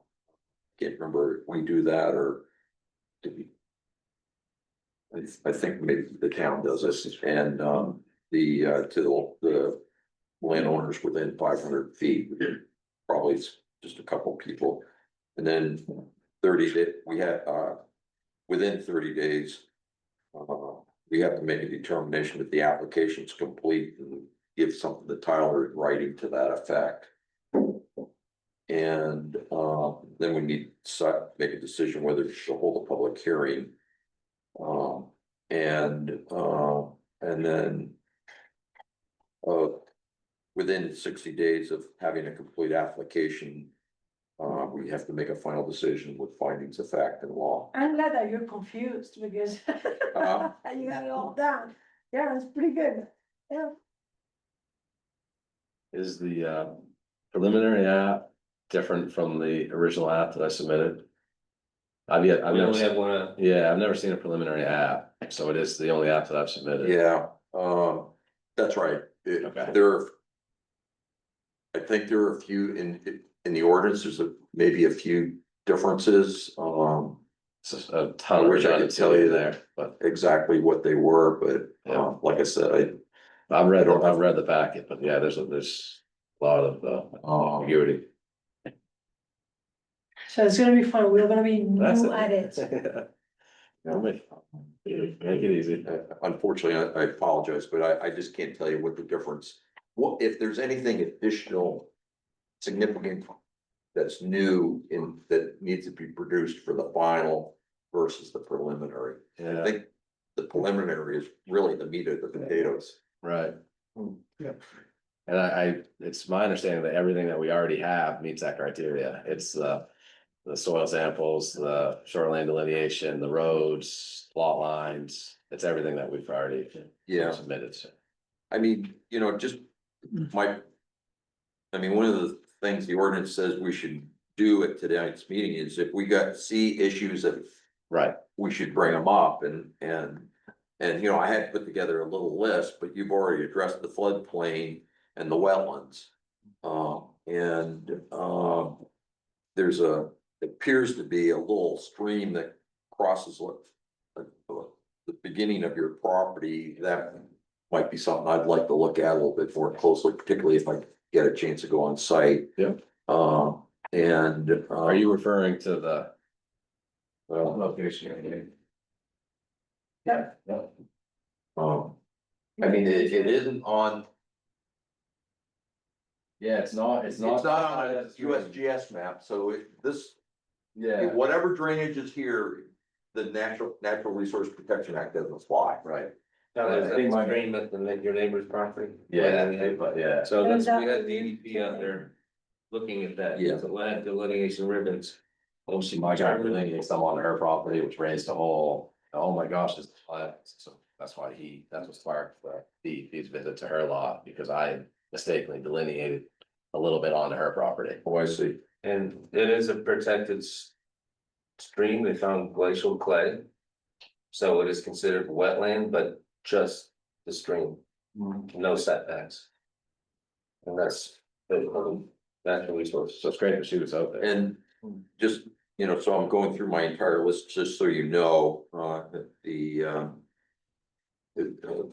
question. Let me start off with a question. What's the total acreage of the subdivision, the proposed The subdivision? proposed subdivision is, I have not told them, but easily, it's just these 6 lots of the acre. Right, yeah, I wasn't sure, well, I didn't know whether to include this or not, because I didn't know, but. Yeah, that's to remain, that was part of his proposal, so it has pins and blazings, but we're going to leave that with the back acreage, so it's just these 6 lots. Okay, or that's right, good, because and I'm sure you know this, if the total acreage is over 10 acres. Yep. There's that requirement to set aside 10% as open space. Yeah, exactly.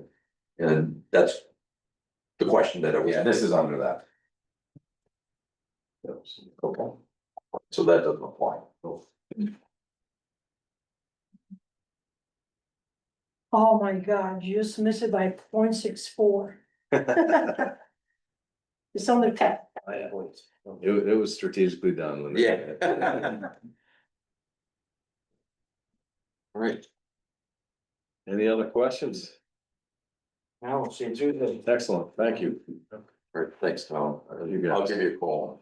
Yeah, excellent, thank you, Hans. Now, I don't know what is the deal with Mr. Baker. Is Mr. Baker be around? I don't know. I don't know if he's with his family tonight. It'd be nice if you can grab him. Well, he's hurt his knee. Oh. I'm not sure he's walking. Okay. Well, something new, he's just hit his bladder. How he's going camping, you know. All right, Really. so we are now back to all business. And in all business, we have the Belgrade Lakes and Natural Resource Committee. With a shoreline zone ordinance proposal for discussion. So, with that, I would say, I had the privilege of attending a, Lake and Natural Resource Committee meeting last week. We have I think we have a good exchange, I think. And something that came out of the dialogue there was I sent an email to all of you guys, so we talk about those 3 items there as potential pillars that can help the goal of mitigating dirt or runoff water getting into the lake. We talk about drywall sinks when the runoff is directed to such. We talk the concept of buffers that will be construct or look into the concept of buffers that be thinner or less wider with deeper root systems. And what kind of flora can provide that. And then the other thing that we dialogue about is the concept of providing an ordinance for the shoreline zone area that limits the amount of sand used in the winter months. Because we know that a lot of that in the spring and in the summer end up in the lake. So I faced the group with that, those kind of brainstormers items. And then, in the dialogue, I think, something that came to the surface was the concept of, understanding that we really are on opposite ends on how to, mitigate this problem. And how to find probably consensus might be a good idea, might be to go to a site, visit a site that actually is compliant with what they're suggesting. And see, and have the board go there and actually have our real hands and eyes in what it's gonna look like. And what we, if that will become an ordinance, what we be expecting from a new landowner, and then take them to the other side of sites that don't have any of that, and have them, I mean, how was both groups feel on the opposite spectrum of what we envision for land use in shoreline zone. So that was kicked around. It will be, all of it will be for the board to consider and decide on. With that, there was dialogue about the concept of having absorbed all the readings that we got. I think besides the recommendation itself, reading that, the only other information was 2 articles that were forwarded to me, and I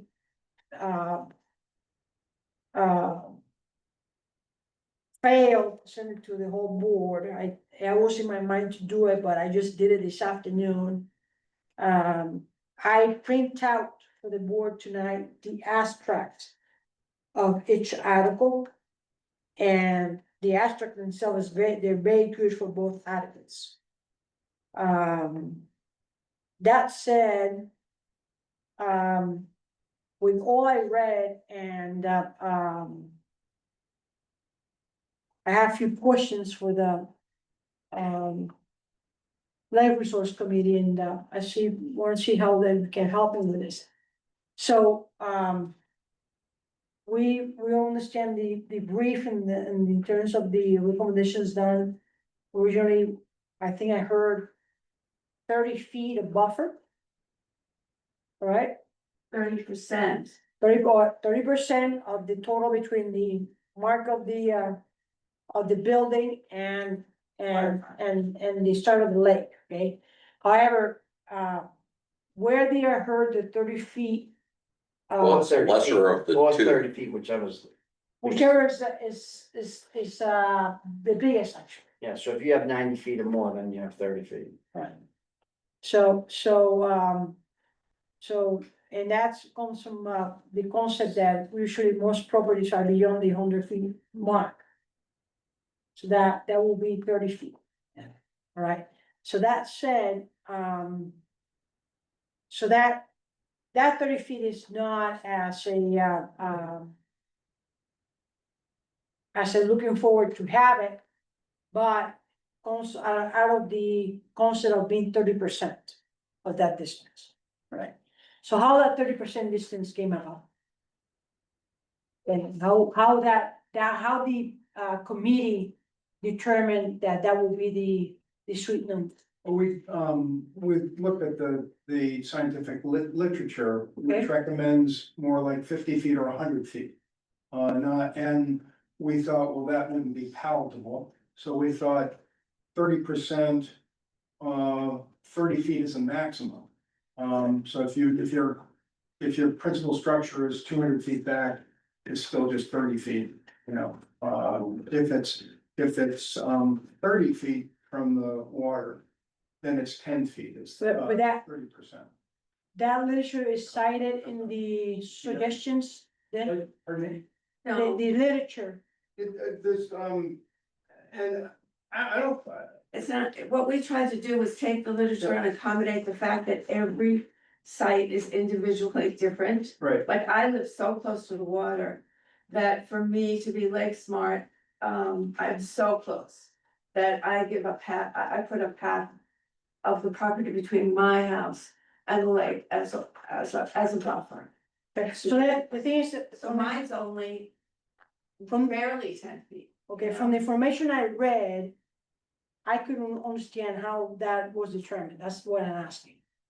Right, so, the, information, we were supposed to have an expert come to, last week to us, Daniel Sylvester.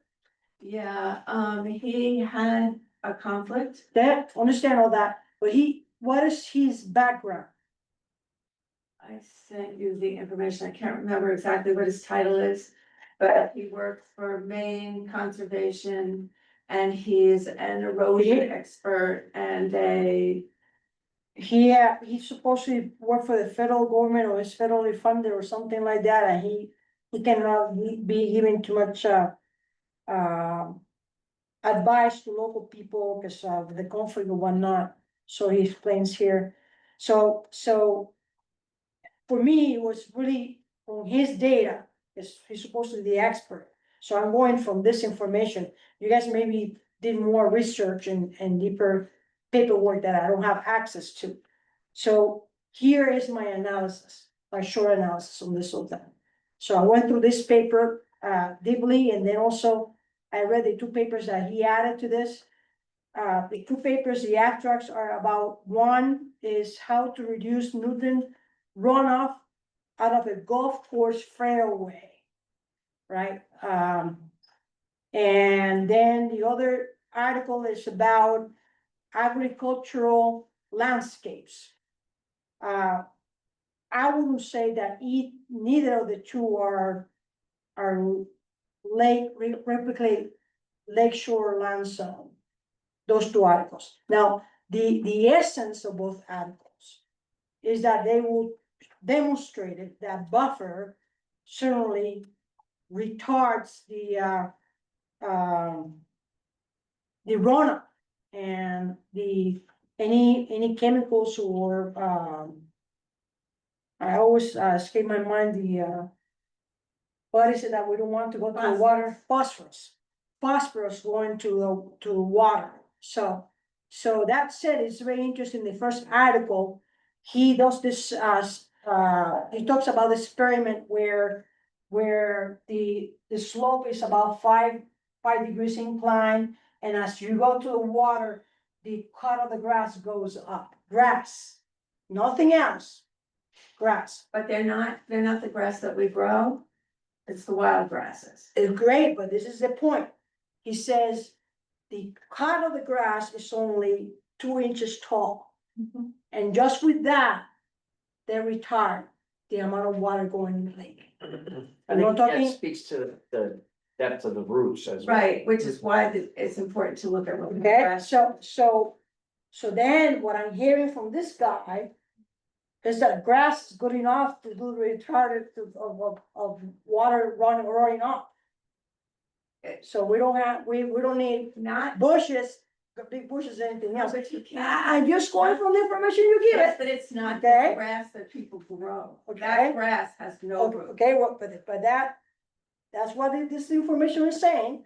And then, we're talking about agricultural landscapes, same thing. Now, I don't think anybody around the lakes, use any kind of, fertilizer, heavy fertilizer that like is happening in agricultural. Yes, they You do. don't think they do? They do. I don't in my lot, I do lakes mine, and many people do. okay? That's why the lawn is so green. Well, you know people I don't know, and, you don't know people I know then, because I don't fertilize my grass in my lawn. So I just wanna point out that the references here are pretty good in stating that and demonstrating that definitely, a degree of grass and a grass that roots down nicely, will retard the runoff for sure. So, at least to me, that was valuable. And, it speaks to me that grass does something, only even 2 inches tall, according to those 2 articles. Then this graph is magnificent for me. Yeah. Because what I read out this graph is that with only 2 meters, that's about 6 feet of buffer, we already obtain half of what 20 meters does. And when we're talking 20 meters, we're talking 60 feet. So only 2 feet, we are halfway. And what this is retarding already. In terms of processing and filtering what is going to the lake. And then in this paper, he is exclusively said, from what I have seen reading, a 15 feet buffer is better than a 6 to 10. So we're not talking 30 feet here. And that, to me, that's reassuring. And then he also talks about systems that have deeper, stronger roots going down. So, I found difficult to try to meet the 20 meter buffer when already I'm halfway, just having 2 feet, 2 meters, I would say, 6 feet. 6 feet. 6 feet versus 60, 10 times down. Sarah, But, could I mention something? sure, I appreciate that you read that, without having the person who recommended that with, in front of us to discuss it. Sure. I mean, I read those and I didn't think that those were very applicable. And I have maybe in the future you could read, a study that was prepared for, the state of Montana, which, draws, it was a study where they looked at 77 separate scientific studies on water quality and stream vegetative buffers. And they concluded that a much larger buffer would be, so this is sort of a study of a whole bunch of studies. And, so maybe I could forward this. Sure. to you. We came here today to talk about the phosphorus fertilizer question, not really to talk about, the buffer, issue. I don't think we're, I don't know, I mean, I don't feel like we're ready to talk about that. No, but I'm really Wait. glad to hear that, Yeah, that you read that, I Read mean, it. and I that's feel, great, I feel like we're beginning to understand a little bit of each other's Well, view. unfortunately, the rest of us didn't see it Well, yeah. it'll come. 2 hours ago. Right, no, and actually, I'm not sure that, without, Dan's input, I'm not sure that, I mean, I didn't take much away from that. I found the study from Montana being more significant. But anyway, and which I'd be happy to, what's that? It's easier to read. It's easier to read too, I mean, that was, pretty, dense or. And it's what Lake Smart uses as a lot of their The basis of science. Montana study, yeah. So, anyway, so, I can forward that to the board, be happy to do that, and then in the future, maybe we can, discuss that, but I think we were coming here to talk about the phosphorus fertilizer, because our understanding was that you were going to debate that or talk about that, so. And plus, we'd like to have a site visit, as you, mentioned, I think that would be Yeah, fantastic, so we can see what buffers actually look like in practice. and I need to get permission from the site that I've figured out, so if you would let me know for sure if you're gonna go. That, and then I'll put an email out to the board.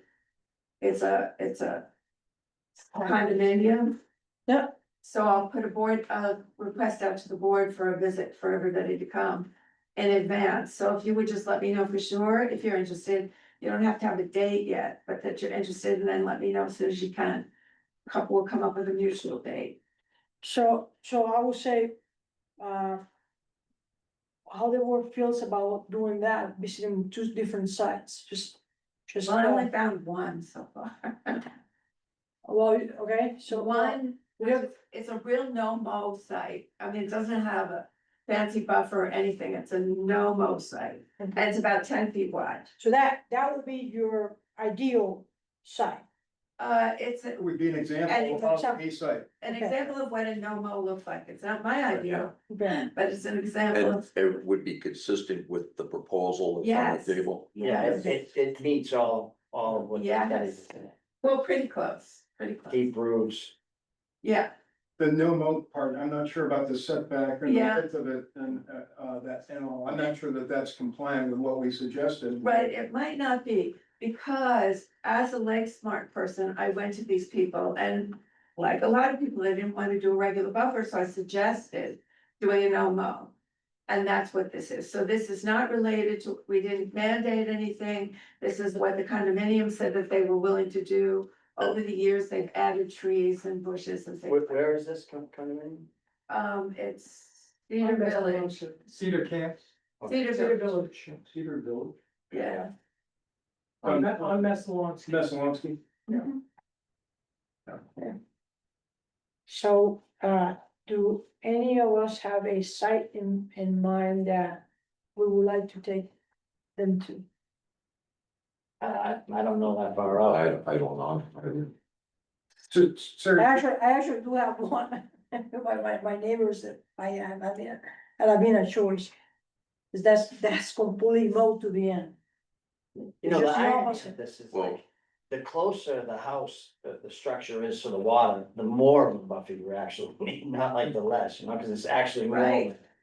But, you know, you can't tell somebody that 10 Right. feet, they need all 10 feet of grass, but I'm saying it's. right. That's why It's we- almost backwards, you That's know, well- if a house is, 200, 150 feet away, you don't really need the 30 feet. Right. buffer. So You I almost know need that you wanted to discuss, The pesticide the and fertilizer. pesticide, Yeah. your Yeah. proposal, but I just have one quick question. With regard to what, and one observation, on the proposal that you've already put forward to us, I'm just curious why slope wasn't a Yeah, variable. that was what I, I mean, I've done a lot of work on soil erosion control, in particular on logging jobs, logging roads. skid yards, and you go to the, US Forest Service standards, and it's all slope based on what size, the depth of your buffer. Between, the soil disturbance and the stream and so, it led to my question. I think you're right, it's something that we probably should look at, you Yeah, for know, sure. the buffer should be larger if there's a bigger slope, Yeah, it's I basically. guess we didn't really wanna We, complicate. were. Yeah, we wanna- Yeah, but I mean, if somebody has a piece of property and their property slopes down away from the water, then, Right, I mean, that's a But then important it'd be point. underwater. it is, it's something that we I should, mean, if they were sloping away from the water, then, so that would be below could be below the. well, lake level. yeah, I mean, going to Yeah. our properties where, it's higher at the waterfront and then slopes down, Yeah. it's not below water level. But, I think it's something we should consider actually, and Yes, I we mean- were working so hard on this that it just seemed to be complicated. And so we kind of didn't address. Well, sometimes simple is better. I'm just asking. Yeah, no, that's really where we're coming from. I think the literature says that, I mean, there's one reference to a certain, number of feet, with a degree of slope. I mean, we saw that, didn't we, in the Yeah. in the literature, but, I mean, it's. You couldn't enforce that. It would be impossible. Well, it would be different, more complex. But we more- could include it, we could look at that. yeah. I Well, mean, Lake Smart looks at the incline and we take points off if it's very steep, Right. if it's marginally steep, and if it's gradual. Yeah, something like this. So an extra foot for. I know every, simple is easier, but something like this has to be very specific because you don't wanna punish people that don't, That's right. you know? one other thing to consider, your attorney had recommended, that something be placed, a note or whatever in the registry of deeds. There's already a requirement in the shoreline zoning ordinance. Beyond we don't implement it. We don't enforce it, we don't implement it, but, or never have as long as I've been on the board, but, if there's an expansion of a non-conforming structure, the permit needs to be recorded within the registry of deeds. So our bread and butter, non-conforming structures on non-conforming lots. Right. So just as a matter of information, that requirement's already there in the ordinance. So that would necessitate that if you were, so that would be in the permit. And so that would be recorded. And so therefore, yeah, we just didn't want it to be lost over time. Right, right. So I just, Yeah, as you move forward, and that language is all a suggestion for you guys to hammer out with the town attorney as well. Right. I don't know, maybe Nick wants to talk a little bit about his proposal. No, I mean, I just, Outlined it in his, Just something that I thought, you know, just a discussion of whether or not that would be something we'd be interested in as far as fertilizer and pesticides especially, you know, and the runoff of that getting into the water systems. Actually, what it is that we stop that. Right, that's what, I mean, me personally, I'd like to see, pesticides banned throughout the country, but that's just me personally with a radical place if it shouldn't even be a thing. But the lakes. definitely not in our water, you know, lakes that we all share, you know. So Nick, were you thinking as part of shoreline zoning, cause I have my doubts about whether it would fit in there. I do know there's a few, well, at least one town, I think it's Harrison in the Sebago Lakes area that has some kind of ordinance on fertilizer. I don't know about pesticide, but it's a standalone ordinance. Well, we had a recommendation from one of the people that presented to us. I'm not sure if it was Dave Rowe, on the, on crystal form or solid form, fertilizer versus liquid fertilizer. And, I mean, phosphorus is the key limiting element for algae in the lake. So that's why our recommendation that we presented, back in December had a prohibition on fertilizer containing phosphorus, so that nitrogen and, potassium would be okay. But in liquid form as well, just because granulated fertilizer can run off much easier than liquid form. Fertilizer, so that's what we wondered if, you know, if you guys have the appetite to, address. We brought it, if you wanted. Yes, I'd send it to Hans, did you? I think, is this the sample? Is that the one? It wouldn't say sample on it. It did. The memo? Oh. Is this something I? People hire these chemical, lawn companies. Is that liquid or is that, It's a mix. Scott? I saw somebody in the village putting down granules, talked to him, and it was he was using organic granules for fertilizer. But a lot of like the turf or yard guys, whatever, they come out with big tanks and they spray. So it goes down and it has a dye in it, so it immediately looks green. And it's mostly liquid. And that was in the village? In the village, he was doing an organic granule, because I asked him, that's all the granule. Well, phosphorus is phosphorus. It Yeah, doesn't matter if it's inorganic or right. organic. Wow, so, and I mean, everything in the village is close to the water, so there's an example of fertilizing right by the water. First time I hear that here. For me, That's the first time I hear that here. We always learn something new every day, for sure. when I was here when 142 Woodland Camp Road was presenting, asking for a permit, and I believe, I think George was there because the owner said, well, I only put down organic fertilizer, and I think George said, it doesn't matter if it's organic or inorganic, it's got phosphorus in it. I missed that one in the meeting, someone. Along with Thank you. pesticides and fertilizer. There's also the roads, and to me, that's the biggest. If someone was really gonna go after something to make a difference. It would be the roads. Not only low salt and sand areas. But we went on that site visit over at Pine Beach.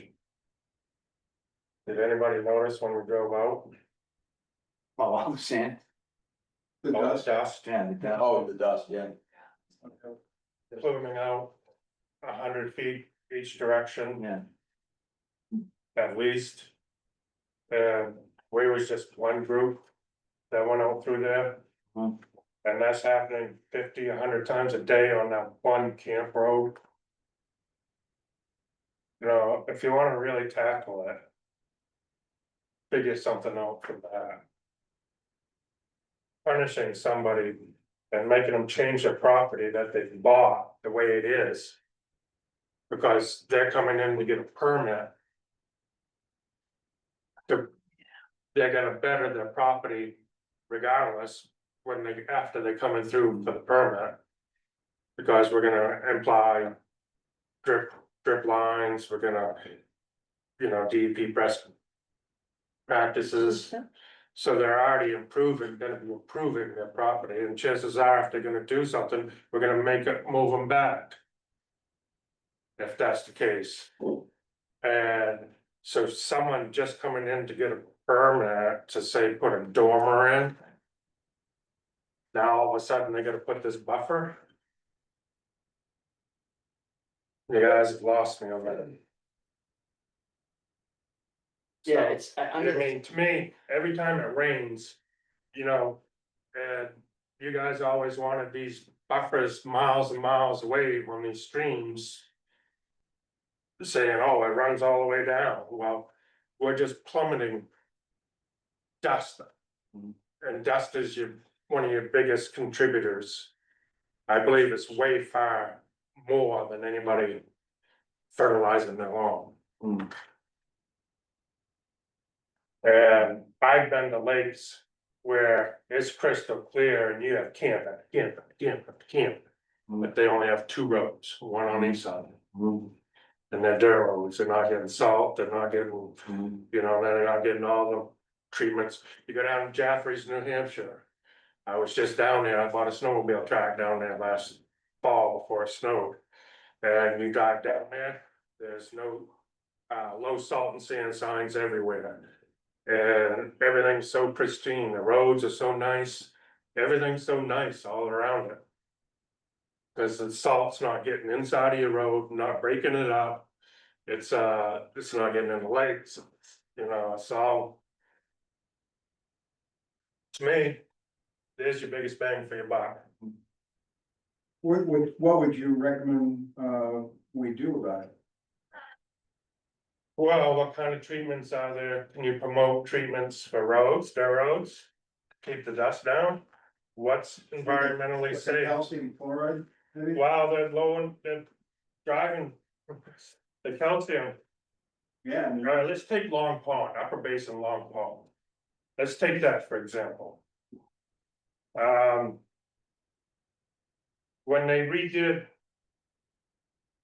27 coming through, everything dumps right into the upper basin.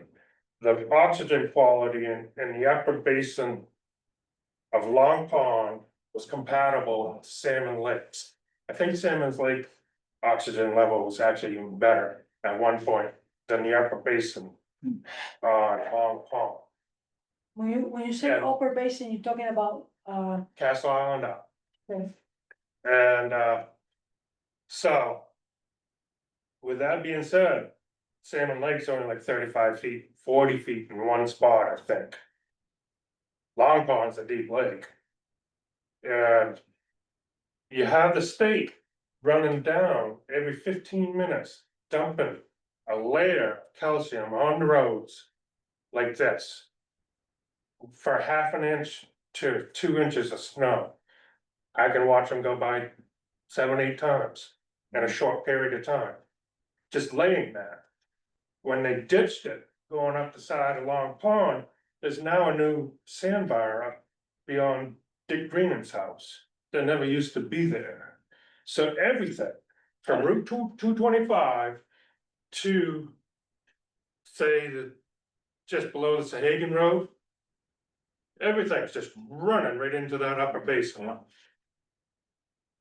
And you think putting a little 30-foot buffer piece of property is really gonna make a difference compared to what's actually happening?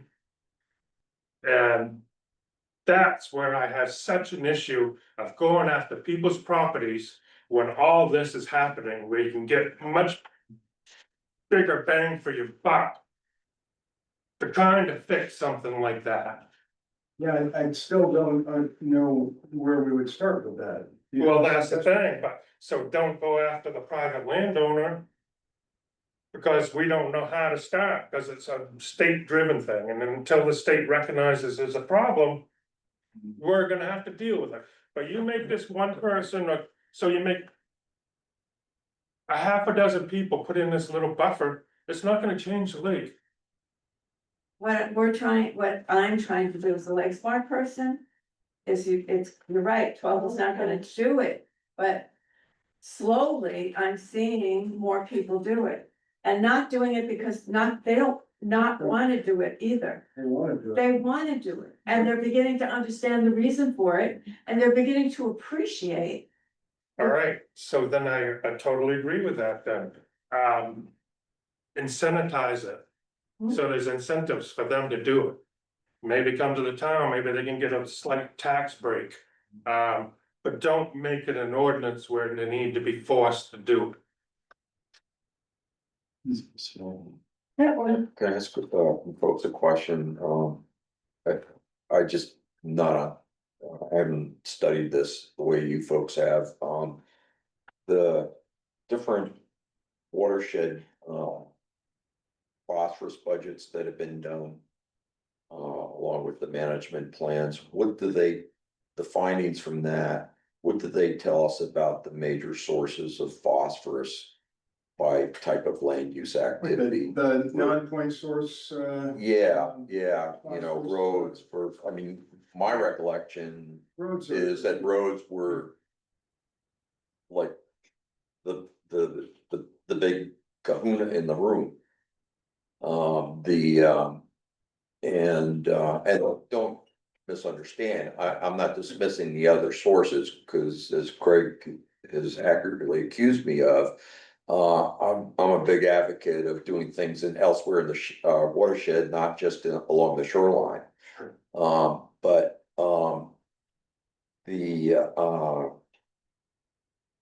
well, that's my question. I just remember the Great Pond study, cause I live on Great Pond, and they, identified over 200 point source, pollution sites, and most of the ones I can think of are not roads, they're lawns or, just a buffer issue, I think. Those are just the ones I can think of off the top of my head. And you can go through every one of those watershed surveys. Messalonsky had a watershed survey, 51% of the phosphorus going in is a result of lawns to the lake. Roads were also considered, and they're all delineated and noted, and we're trying with 319 grants to take care of the big road issues. And Where it's a there state may be more issue. that we need to address, but I mean, Right. they're not being And addressed for if, sure. you know, we're trying to do that too. State roads, we can barely get their attention on. Right. But we actually have noted every one of those lawns. And it came to 51% of the phosphorus input into the lake. So that's one of the reasons that we're doing Lake Smart on the lake. So how do you figure that? How do you figure it? I'm not the Who did the scientist. figuring to figure out the 51%? They actually did it. I don't know how. I'm not the scientist. We can invite Jen Jesper There's, and I'm she sure there's a knows. document behind that. Yeah, actually, you can look it up. You can look it in the watershed survey. It's all delineated. There's 50 pages of information. A person's gonna understand that. So at the last time we talked about this, Craig, you mentioned somebody losing their view if they didn't maintain the property for 2 years or so, right, Mhm. as a concern. George, in the ordinance, I think it's section 15Q, paragraph 1. You have that there? Yeah. 15Q1? Because I think that addresses the concern.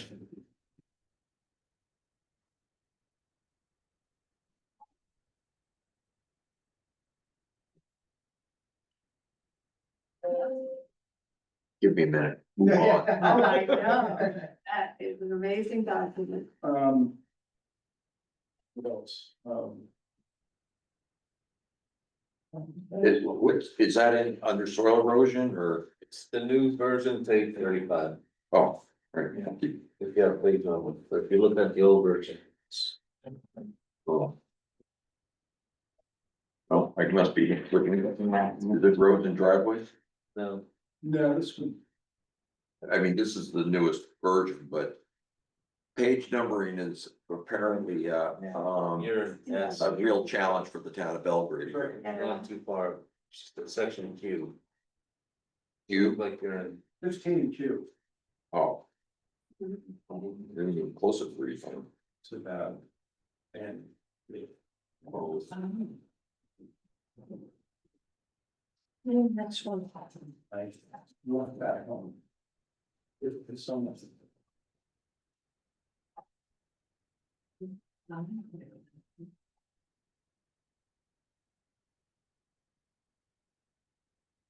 Sorry. Exemptions to clearing the Yeah. vegetation removal. exemptions to clearing and vegetation removal.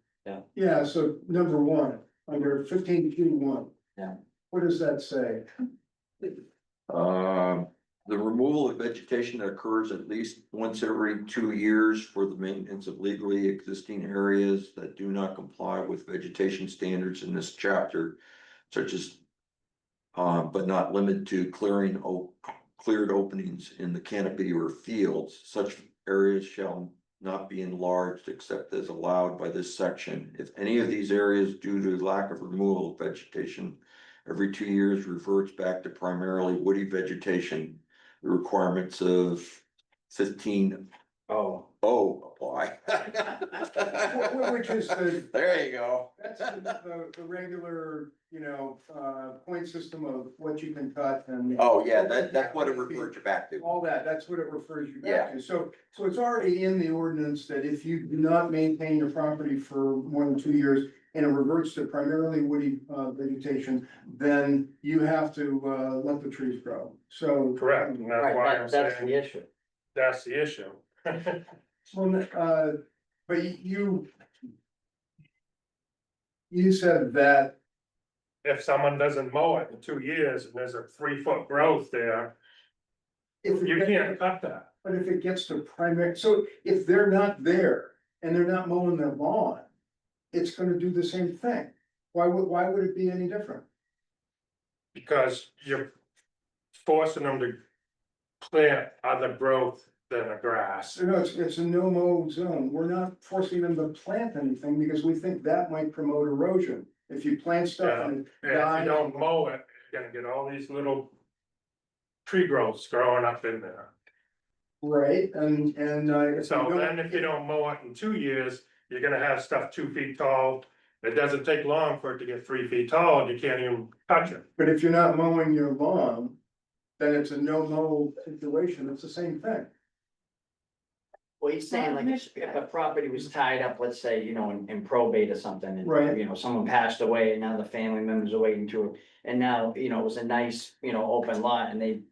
Takes a couple of years before they get, and now it's overgrown and now that people get the house, they can't, well, the new buyers coming in, now they can't If it, cut the. well, we're talking about the no mow zone but we're also talking about the whole lawn. So say they've got 100-foot lawn. And it's tied up for a couple of years and they don't mow their lawn. I mean, very often you would be able to maintain the lawn and maybe rent it out or whatever, but if they don't. And it reverts to primarily woody vegetation, then you're back under section 15Q1. Yeah, there's a property actually Same thing. on Salmon Lake in the southernmost point of Salmon Lake. It's like up on a hill. And it looked like it had a, nice path, but you know what I'm talking about? On Salmon, like on the southernmost point there. It's like a piece of property that goes up and nobody's cut the grass in forever. It's all overgrown. They got a dog that's, all covered now. So they cannot cut it anymore. Yeah, now they can't, they can't cut it. So- It looks like at one time they had a nice piece of property. that- So what I understand of it, what I understand of this whole thing is that what Craig is saying is that if we follow the suggestion of letting it grow and cut it only once in the summer, right? We're gonna be in a situation where we're not gonna be able to cut it because of the ordinance itself. So versus a person that owns it and is not suggested, not committed to this suggestion, we can mow every other week. And that, we're never gonna lose our land to be always forested. I guess that's Craig's point. That by implementing a suggestion where we're tied in only to mow once in the summer. Right. Okay, we have the opportunity to lose the use of the land, because once it becomes all forested, we cannot touch it. So, I'm sorry, I'm not following you. so. Why is that different than the lawn? If the lawn is neglected for years and turns into woody vegetation, Mhm. I mean, the no mow zone that you can only cut once a year, not gonna make a big difference on the, So I miss your point, Chris, because I think what Craig is trying to say is that right now, we don't have any buffer requirements. But if we implement the requirement, it means that people will have to stay with it. And meaning that when we could cut the lawn all the time and keep it this low and not going into the situation where that the ordinance is gonna blanket us and then, oh, it grew over, you cannot touch it. It's gone, if you cannot touch it, it's part of nature, if, we cannot put humans' hands in there. But if we are able to keep it all the time, that's not gonna happen, because we're gonna make sure that it keeps short, it's not gonna be overgrown somehow. But if we are forced and stay with the fact that it will be grown and we can only mow it once a year, and we miss that once a year because we Yeah, were but to sick. implement that Rules. buffer, it has to be a minimum 8 inches, right? Yeah, you can cut it down to 8 Cut inches, it is down, what we have. so you have 8 inches no matter what. But if we only allow for once a year, It's not gonna grow 3 feet, even in 2 years. Yeah, it's not But- gonna turn into woody vegetation any really significantly faster than the lawn if it's neglected. I mean, that's the point that Craig was making, was that if you abandon this no-mow zone, then it's gonna turn into woods, you're gonna lose your view. Well, if you abandon the no-mow zone, the only point I'm making, and this is a hypothetical and a really extremely low probability of happening, is that if you abandon your no-mow zone, you're abandoning your whole lawn. And that's gonna be into the it's not, we're not saying anything in our suggestion of 2 years woody vegetation, we don't mention that. But what Colin Clark at DEP said was, oh yeah, if you neglect it, then, and it turns into woody vegetation, then you go back to the part of the ordinance where you are limited. You know, what I heard, Craig saying is that I thought that these suggestions do ask or limit the amount of times that the grass can be cut. Is that true? Or you were saying cut it to 8 inches once a year, yes. That's what the ordinance, If you that's want what we said. If you want. Or, I mean, you don't. But- Oh, hold on a second. So you're prescribing already that once a year, we're gonna go down to 8 inches, or Right. just once a year. Yeah. So let's say that when the only time that they can cut it to 8 inches once a year, the person becomes sick or cannot do it, so on. And it keeps growing. So it keeps growing to a point that it goes in a part of the ordinance that, oh, it grew overgrown, you cannot touch it anymore. I mean, come on, I mean, if I don't you know. can't do it in July, you do it in August, or you do September, you do October, or you do it in June the next year. I mean, yeah, you're talking about a very small probability, and if you let that, tail wag the dog, then, I'm okay, sorry, that's- I gotta say something. yeah, sorry. Have you ever cut a hayfield? Yeah, I mean, I've got 10 Right. acres of hayfield. Okay, so you get 2 cuts a year when it's not this dry.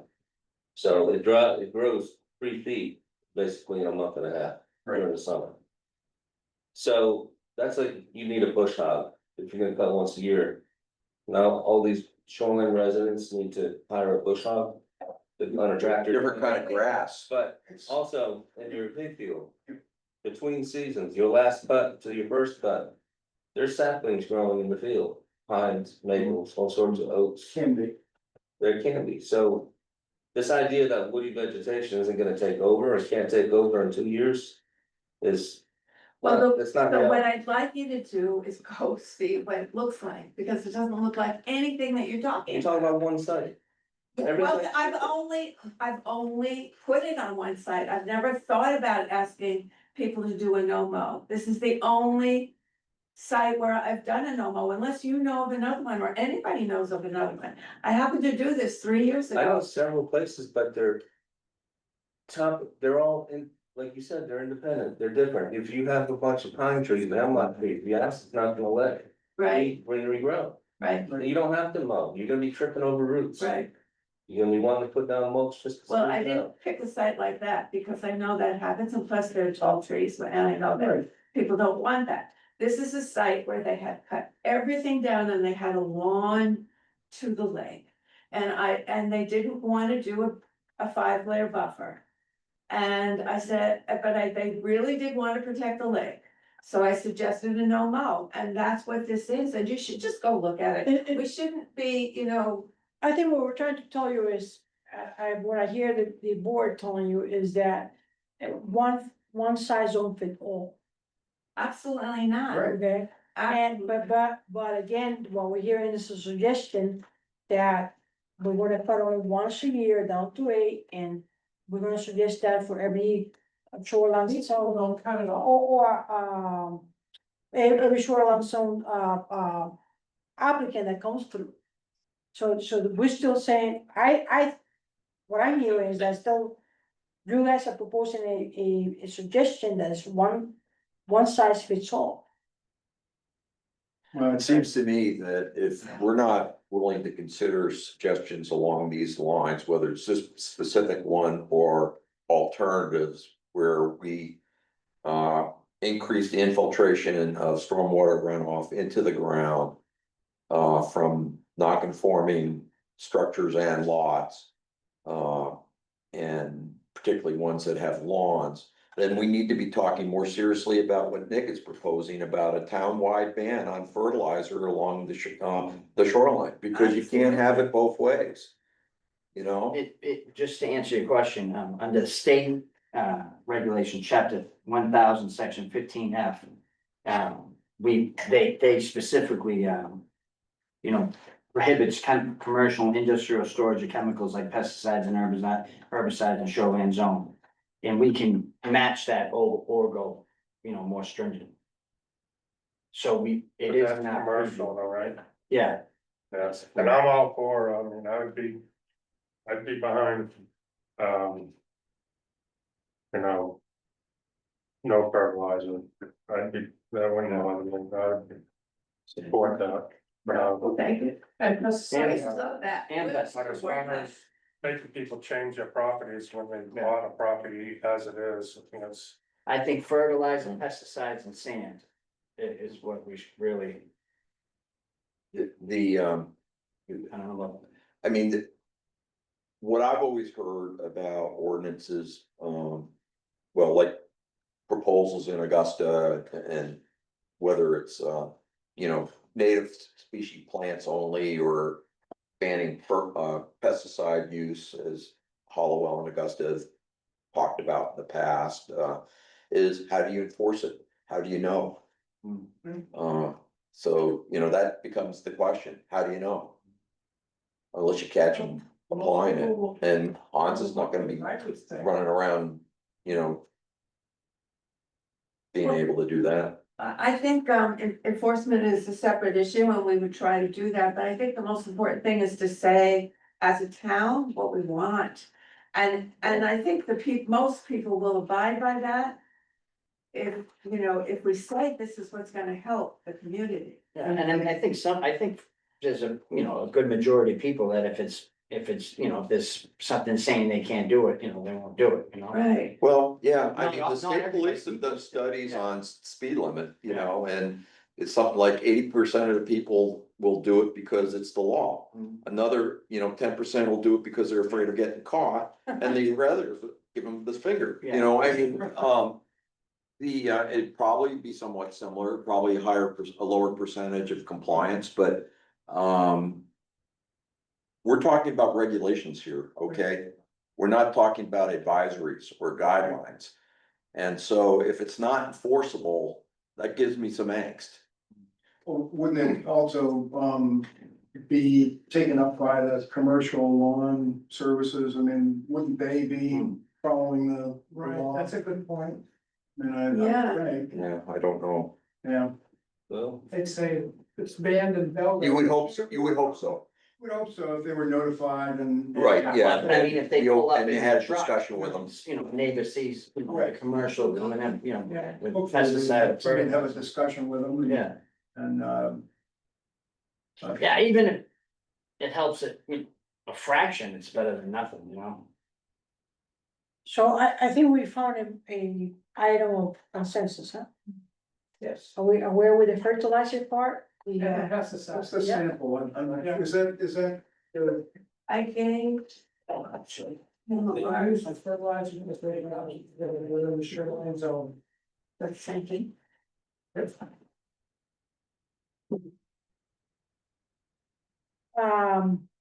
So this is a plus. All right. In terms, let's say, people that I guess we have a broader understanding of, buffers and so on and the run and whatnot. Have we had any thought about maybe encouraging dry wells? When the runoff come and it's steep, the idea of having this, what you guys call it, those blades? The plastic blades that are the razor, and creating, dry sinks. I read someplace this week that dry sinks do filter, the phosphorus. They do, but not every situation requires that. When we do a Lake Smart, that's one of the things that we suggest. I understand, but as we said, there's not gonna be a one size fits all. So we will have this list of suggestions for people. I think the pesticide thing, we would like to enforce it, will be probably, we're gonna have to figure out how to craft it in the ordinance, because we are in agreement. But the other suggestions will be more like a makeable suggestion, and somehow maybe the town can provide incentives, like Greg was saying, if the landowner wants to do it. I'd love to see that. So, How do we do that? for, How do we get a tax incentive? so I think that is. So that will have to be taken to a select board, but I guess in the line of suggestions, I would like to have, Lake Smart into it. I like to have the opportunity to create the biggest buffer as possible, and, you know, I will start by saying different degrees of buffer as you want. And I wanna say that 2-inch grass buffer it's becoming very attractive to me this far. According to that literature, and I'll be easily be able to accommodate that in my law. I even will suggest we have in our law, and we don't have issues with it, a almost 5 feet buffer, and the grass is about 3 feet tall, but we cut it every so often. But it's only 5 feet. There are people that will not like their 5 feet, that at all, but maybe when they have grass all the way to the edge, if we encourage them to keep that grass 2 inches tall, you know, usually it's very close, like half an inch to the ground. So 2 inch tall will be an advancement, but it's an encouragement. And maybe we're gonna gain more ground with this list of encouragements, just as encouragement, be added to the ordinance, not to follow it, but as suggestions. So But somehow we have aren't that. we here today because for all the years of effort of Lake Smart and recommendations by DEP and you know, massaging and oohing people to try to get it to do it on a voluntary basis, it just hasn't friggin' worked on a wide scale basis. That's why we're going the regulatory route. Isn't that why we're here? How do you know it didn't work? How do you know the roads haven't increased in so much that it's just done away with anything that? Well, I don't, You know, so we don't know that. So then we're gonna go further attacking private landowners when there's more problems than. Well, my measure would, I don't know how much phosphorus has not been reduced, if you will. But what I do know is when we go on site visits, it is damn rare that we see anybody that's qualified for Lake Smart. And the same is true for the lake that my wife's family has a camp on. Yeah, well, that last site of Doug Frames you went to, that was a nice lot. It had a berm at the end of it. And there's no water going. Oh, I agree, and we've seen other lots just like it. Where the ice is pushed up a berm at the lake shore and makes everything easy, but that's a rarity, you know, it seems to me, you know, it's time to get past, you know, The suggestion part, yeah, you know, we've been at this since the early 1980s. You know, where have we gotten? Show me how much of a difference it'll make. well, we've held. Solid difference. I think if you That's not did, gonna be taken away with the first drive up the camp road. but By prohibiting pesticides, No, by, no mow zone or buffers or whatever, by forcing people to do that. Not gonna hurt. Well, it's not gonna hurt, but you, I Yeah, mean, but just because it's not gonna hurt, you don't, you don't impose rules on people just because it's not gonna hurt. the analysis that Jana references says that 51% of the phosphorus load going into Messalonsky is coming from lawns. Now, so show me, you're saying show me, but then it sounds like you're gonna believe it if we show it to you. You want us to show it to you? I mean. Show me how much of a difference that it would make. That's not gonna be just canceled out for the first trip up the dirt 51%. road. Well, I mean, we love to do something about the dirt roads and, you know, my family's camp in Rome. We got a 319 grant, I think it was, to pave actually a high runoff area. And at first, yeah, that was 20 years ago, I was like, well, pavement's bad, you know, but no, you have gravel road there close to the lake and the pavement was a good solution. I mean, I don't know that we can pave all these roads. I mean, that would be even more of a burden than. and it depends on the circumstance, whether that's an event. So, I mean, you're pointing to that, but we're trying to, you know, the lake is death by 1,000, my lake, Great Pond is death by 1,000 cuts. And we're just trying to put a Band-Aid on a few cuts and sew up a few cuts here. That's all. I mean, I think absolutely right. We talked about roads, we wrestled with what can we do with roads. We looked at the DEP road standards and we just couldn't come up with something that we could understand on how to solve. And I mean, I'd be great, because I absolutely agree with you.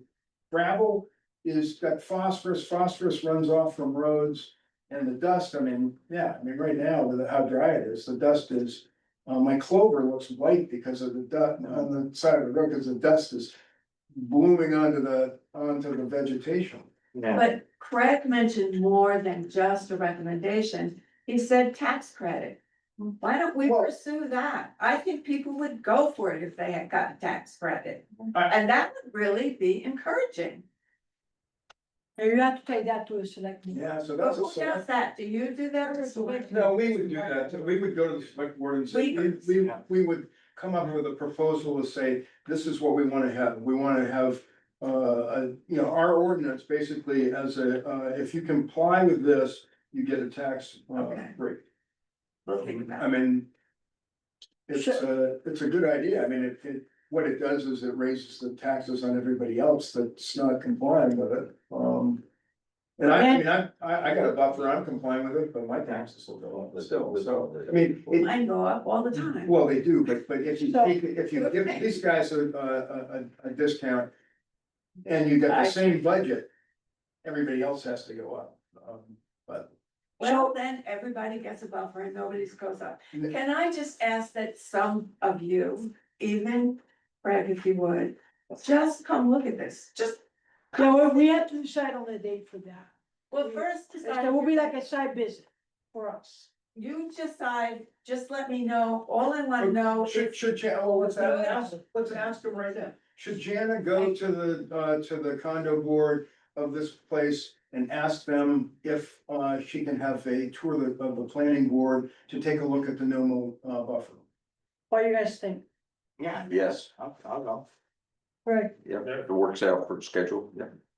So Jana will ask them, and hopefully they will say yes, and then we'll Right. start the scheduling.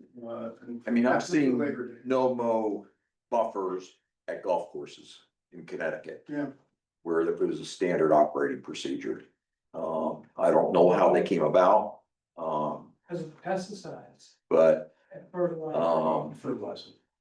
yeah, But they do, they have. but I've never seen it along the Lake Shore. So I'm gonna have to wrap up here, cause Yeah. some of these guys got to go to work tomorrow. So these are the things I got out of it. We have an agreement on Jenna going and asking the site, owners to let us go in. So we're moving on that. We have a definite consensus on the fertilizers. And, having, and pesticides, having some kind of control that we're gonna implement in the ordinance, right? And then the rest of them, I know that Mr. Seal would like to see more of a compliance with it. So we're gonna grab all those suggestions somehow and encase them and frame them. And then ask the select board to see if there can be some kind of incentive system that can be used to bring people to get excited about that. Do we have consensus on that? Yes. And also, I will send to each of you the Montana, That would be Yes, perfect. study with analysis of all sorts of, Yeah, it's basically a literature review, what's that? Yeah, basically a literature literature review. review, yes, yes it is. All right, I think we made progress, didn't we? Yes. Yeah, I think so. Yeah, thank you very much. Yeah, thank you. Thank you very I much. appreciate your patience and your tenacity on that. Thank you. You're the last. Yeah. So next in the agenda for us tonight will be do the minutes of 8/7. Want to table those? I'll be happy to table those for next time. Yeah. And then I want to take a motion for adjourn. Make a motion to adjourn. And so Greg Alexander make the motion to adjourn and Mr. Seal has seconded. So we voting now. And Yes. Mr. Sakara, yes, Mr. Seal Yes. and Mr. Alexander Yes. and myself, Sarah, yes, so we adjourn. When you start forgetting names, you know it's time.